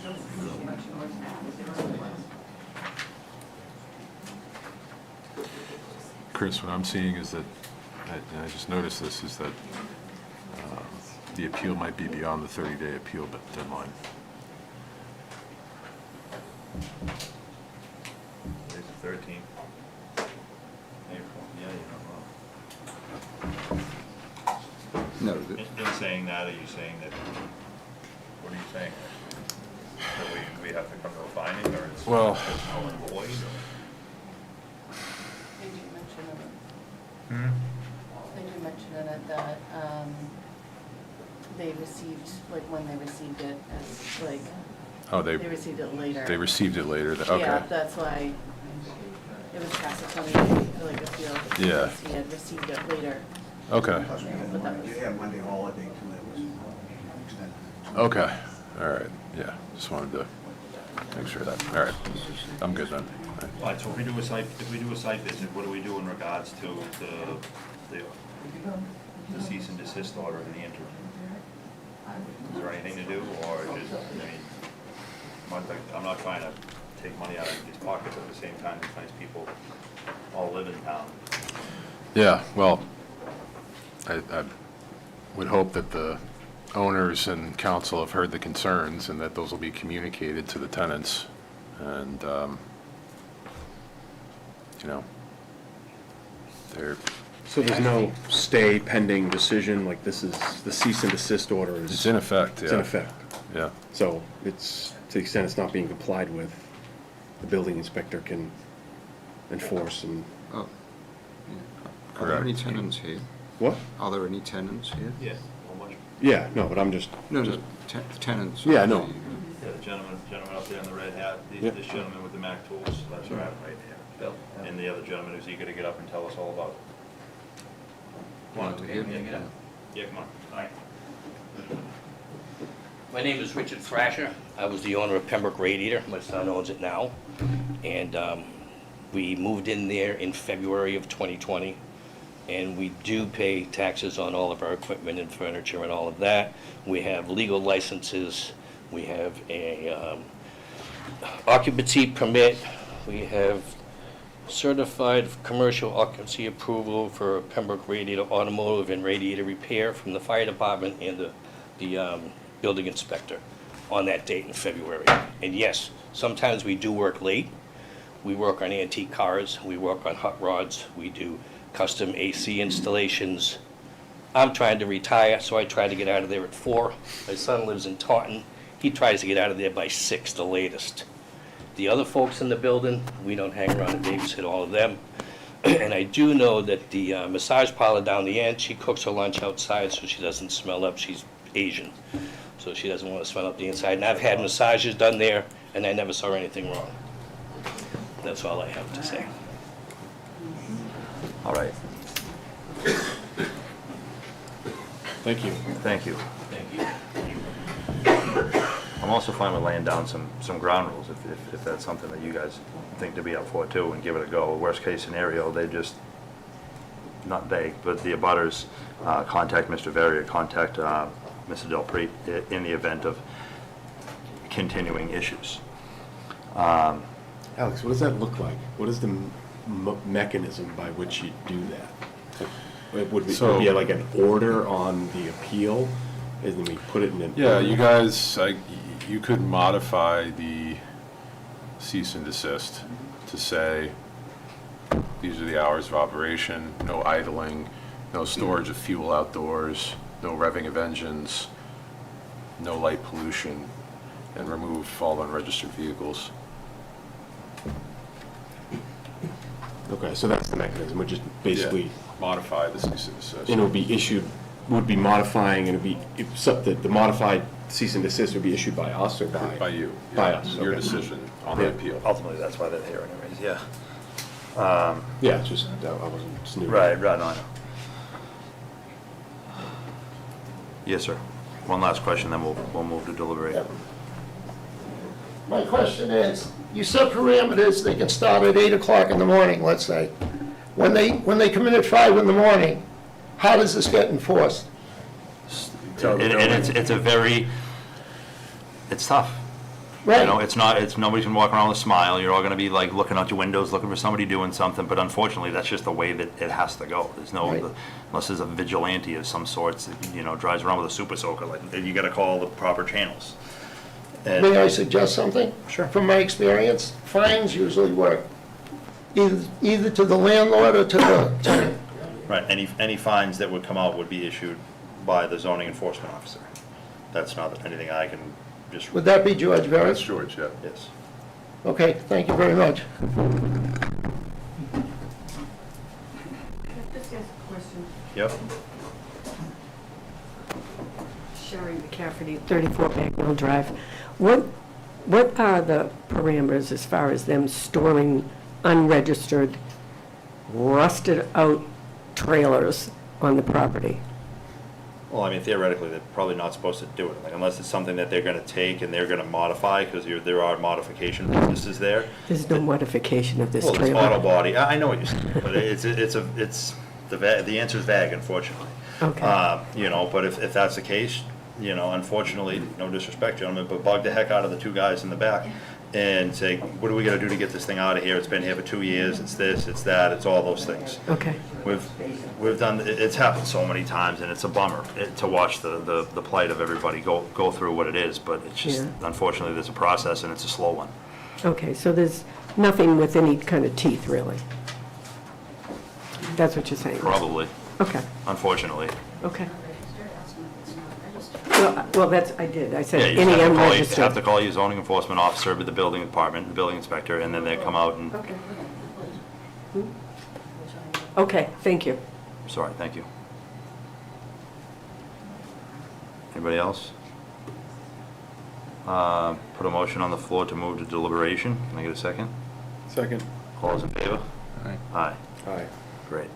What do you think? I mean, I'm fine with a site visit, but I drive by every day, so it really doesn't matter to me in regards to that. I just didn't know if you guys needed to see it, but, you know, as far as putting in some parameters, time-wise and noise-wise, the noise will be a police issue. Call them to blow in the face, and then they'll just say, call George or Pete. Yeah, with respect to all, you know, if we just kind of taking off like excavator, gasoline, you know, twice, the running of the generator, all this obviously alleged partying, and, you know, burning rubber, like light pollution. The light pollution, I think, is probably a big one. Yeah, and then the unregistered motor vehicles. So I mean, I don't think seeing the property actually, not thinking about it, really really helps define how to address those issues. Right, it's pretty. I think it's just, you know, I think now thinking about it more, I think I have a pretty good handle on, you know, what the concerns are, what's been presented as to the concerns. That a site visit, I don't think is gonna enhance my understanding any more than what has been presented. Okay. I don't know, David, how you feel? I'm vaguely familiar with the building because I actually used one of the businesses. Yeah, I did too, I have. That's I no used longer a there, radiator so business, I'm fixing AC. familiar with the surroundings and everything.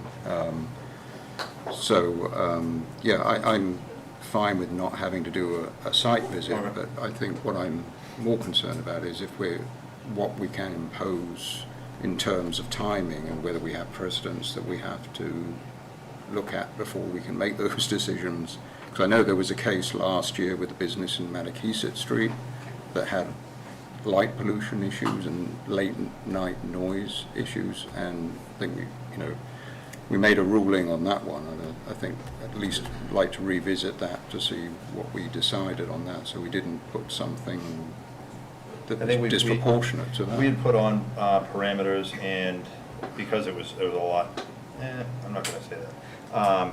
We put parameters on work to be done by mechanics with the doors closed, from certain hours to certain hours.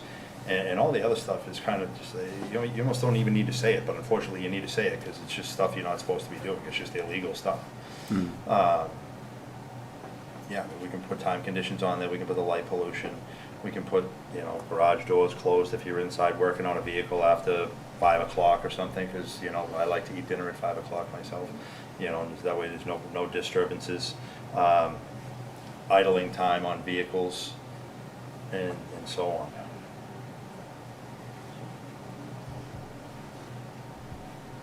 Is that something that you feel comfortable in moving to a decision on, if we would get a pen and paper and put up some conditions, or would you want to come back? Well, I guess my question is,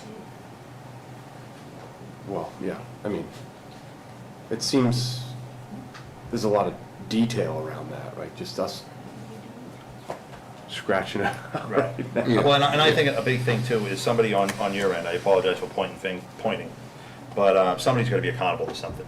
There's got to be a phone number to these kind of people over here. Who are they calling when it hits the fan? My son and my other son, he's not here, and myself. My other son, Michael, you mentioned about the fence. He's been up there 4 or 5 times fixing the fence. Okay, and the landscapers knock the braces down when they cut the grass. Michael goes and puts some fences back in. Now Michael's been gone for about a month, and I noticed that one of the fences where the trailer is dented. As soon as he comes back, he'll straighten that up. Yeah.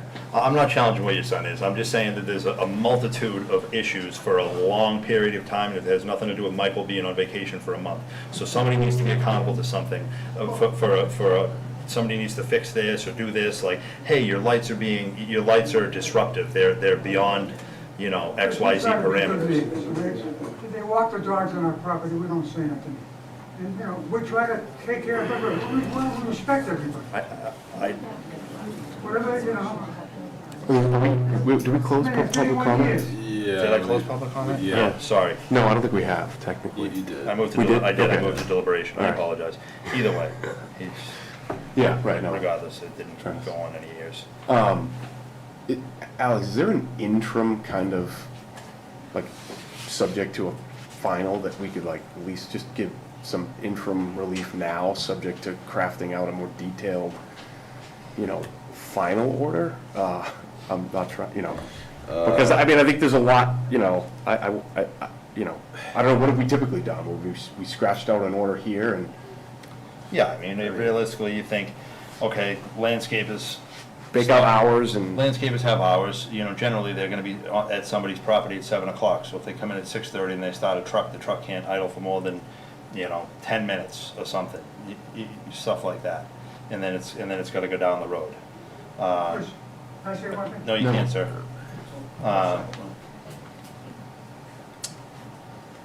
Any thoughts on that? You've... you guys have the right to continue your deliberations to your next meeting if you want to give it some thought until then. The only thing is that currently there's a cease and desist in place, so I don't want to prevent someone from doing it. No one here wants to shut anybody down any longer than they have to. So maybe we just got to kind of just talk it out and then put something, put on the record and then have something formal written out. Yeah, we just try something, and then, if it doesn't work, then they come back. So what's been proposed is what, for hours? 7 to 7? Yeah, I think 7 to 7. Monday through Friday? Monday through Friday. And Saturday, 7 to 3, I think, was proposed. Yep.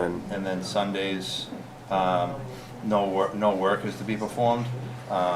There's a definition of work, and that doesn't mean you can't go in the building to do paperwork or something, but you can't make any noise to any capacity. You can't go in there and, you wrenching or grinding, sharpening lawnmower blades or anything. All that work should be occurring inside anyways. That should be occurring in. Well, I think one of the issues with it is the landscape company doesn't have a bay. They have a Connex outside, so everything they do, there's no power per se. They're running off a generator. They just have a big shipping freighter outside. And I don't know that. I'm just assuming based off of what they were saying. I can't, I'm sorry. I would love to, but I can't. I am the owner of the landscaping business. The generator, it's long gone.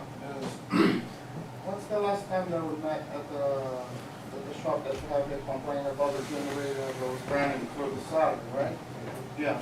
From that day into right now, it's no more generator. I'm not doing any repair at the shop. You can go there and check it out. The only tools that I have over there right now is just hand tools, like a wrencher, stuff like that, but no generators, nothing going on in the shop. So Okay, it sounds thank you. like a lot of the issue too is this auto, Stop and stop stance. Yeah, Stop and stance with the modification business. yeah. Yeah, they're doing souped up stuff to, you know. And when we say can't work, we're basically saying you can't work in a manner that creates Excessive noise. noise, yeah, right, or it's not like, exhaust and. yeah, right, that's really what we're talking about. You wanna go in and change your oil, that doesn't make Right. any noise, like, Right. okay, great. Right, yeah.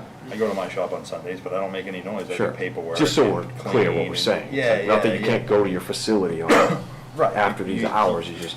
You reserve the right to do that, you pay for it. But in regards to what can be done there.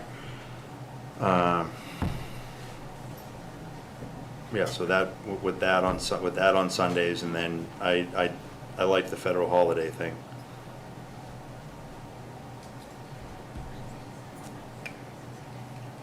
The light pollution, I mean, there's really not much you can do. Sounded about- like fuel may have spilled at some point, that shouldn't be stored.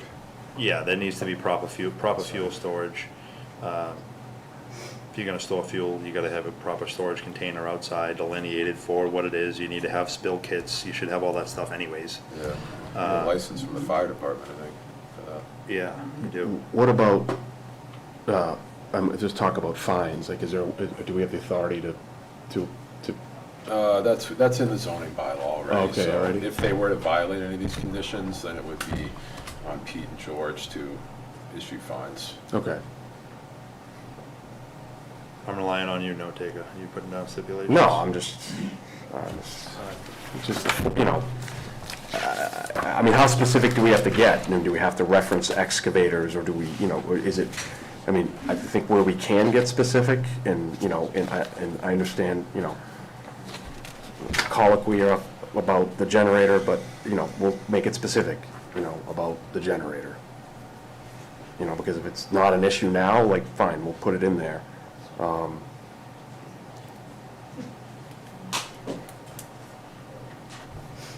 Who drafts this thing? I think we kinda have to draft it on the fly. Lindsay will do it officially, but I think we have to verbally say the conditions when we Yep. vote on said matter. Yeah, you guys say the conditions, Lindsay will put in a decision. and You can sign it, Chris. Okay.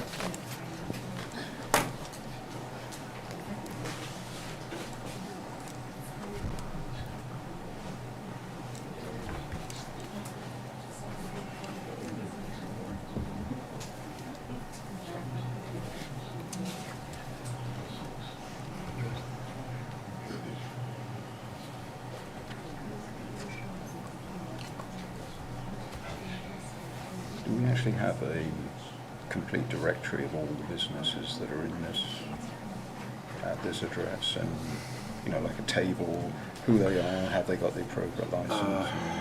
I think that was provided by the applicant. Really long. 9:30, holy smokes. Some of them What? are It's 9:30. not a concern to the neighbors because they're real estate agents. Right. Hold on a second, my wife thinks They're I'm not dead. creating noise. Massage business. You're right. Do we have the authority to request removal of unregistered vehicles from the property? I'm just asking. I don't know off the top of my head if that's in the zoning bylaw. Usually towns have general bylaws that limit you to one I mean, unregistered vehicle. we can almost, I just wrote down removal of junk vehicles, so like whether it's registered or unregistered, if it's unregistered and it's visibly, you know, junkish, you know, then that could be something to remove said vehicle. Right. It would, because that does say that in the Yeah, bylaw. junk vehicles, right, yeah. We had the same situation with Russell Fields with dumpsters. Right. You know what I mean? It was junk because it was rusted to crap and that was it. Sorry, Russell, didn't mean to bring it back up. All right, so far I got Monday, Friday, 7 to 7, Saturday, 7 to 3, Sunday, no work that generates noise. And tell me how you feel about this. Start time, work to start, it's set from 7 to 7, but Monday to Friday, landscapers will be permitted to start their vehicle at 6:30 and then promptly leave. With no idling and promptly leave. Right, I mean, like, Yeah. you get a warm up for a second. Mhm.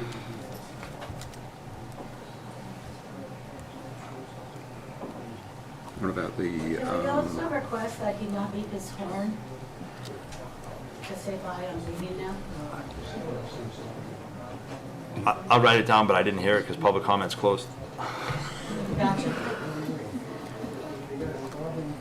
you were saying about, 7 to 7, but from 5 o'clock in the evening, all activity indoors. Did you want to enforce? Yeah, I'm fine with that. Behind closed doors or whatever. I want to say it. Inside. And I put an exception during the winter, snow removal.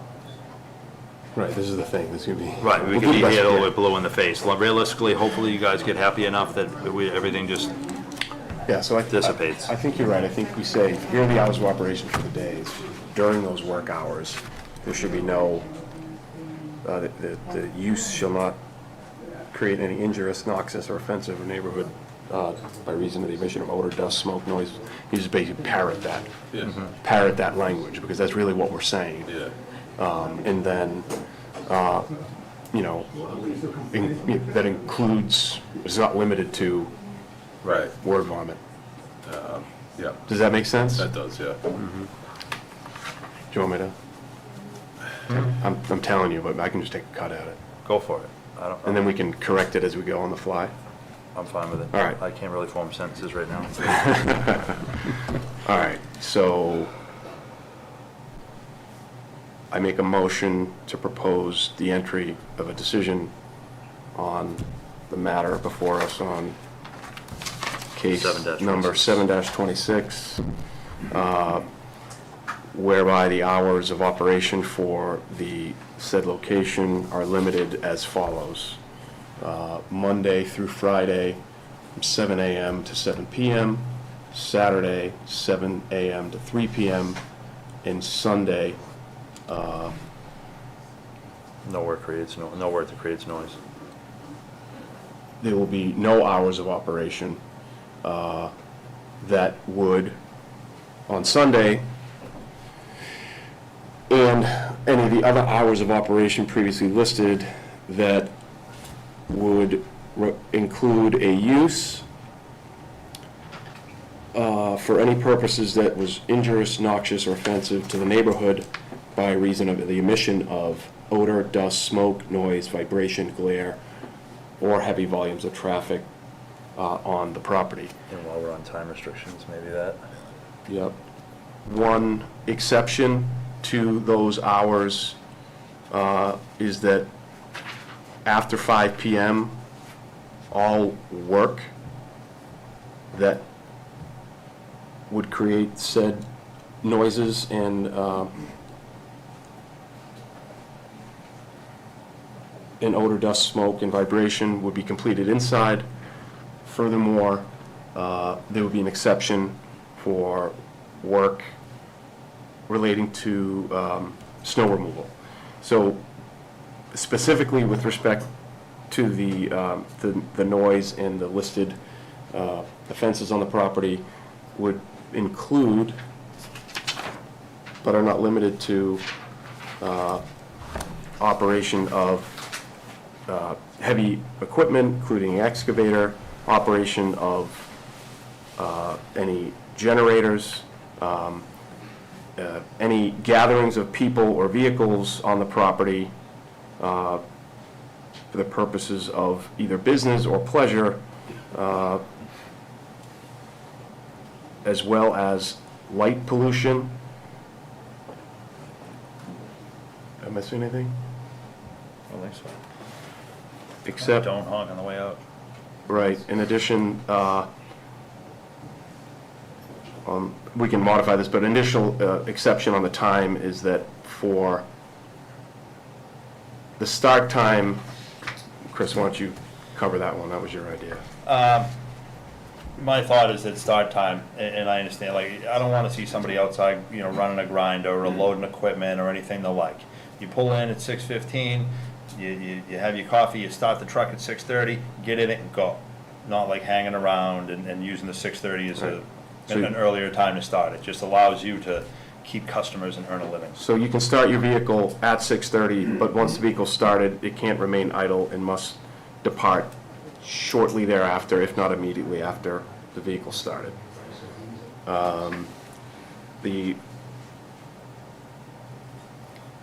Maybe a representative from an assigned representative from the. Hold on, I want to address the light pollution. Light The additional restriction would be that there should be no light pollution emitted from the premises outside of the hours set forth previously, Monday through Friday, Saturday, and no light pollution on Sunday whatsoever. And the business owner shall designate a representative whom Provide contact information to the building department in the event that there are any issues in the future, to allow the building inspector to contact a representative of the landlord. Okay, did you get that? All right, so my motion is all what I've laid out, in addition to Chris's addendum with respect to the start time of the vehicles being 6:30, and the clarification on the record by town council with respect to the representative of the contact. Can I get a second? Second. All those in favor? Aye. And that's a wrap. The only thing I will ask is just give them some time. You know what I mean? I'm not, like, you're pissed, you're irritated, but like, give them a little bit of time to try to do the right thing. I know you've given them a bunch of time and you really don't want to, but that whole neighbor thing. Did you include the federal holidays, that they can't be in? That was. You did include? Yep. I didn't Yeah. know when you were doing the hours. It'll be in there. All right, and then we have one more you guys are all set. I think we Thank just, you. we Thank just you. have minutes. Thanks, guys. Thank you, Alex. Alex, thank you. Thanks, guys. We'll be in touch. Did you have a chance to look at the meeting minutes, David? I wasn't at that meeting. I wasn't at that meeting.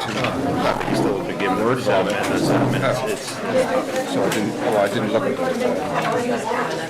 I couldn't say if they were correct or not, so I wasn't at the meeting. So I'm good with accepting.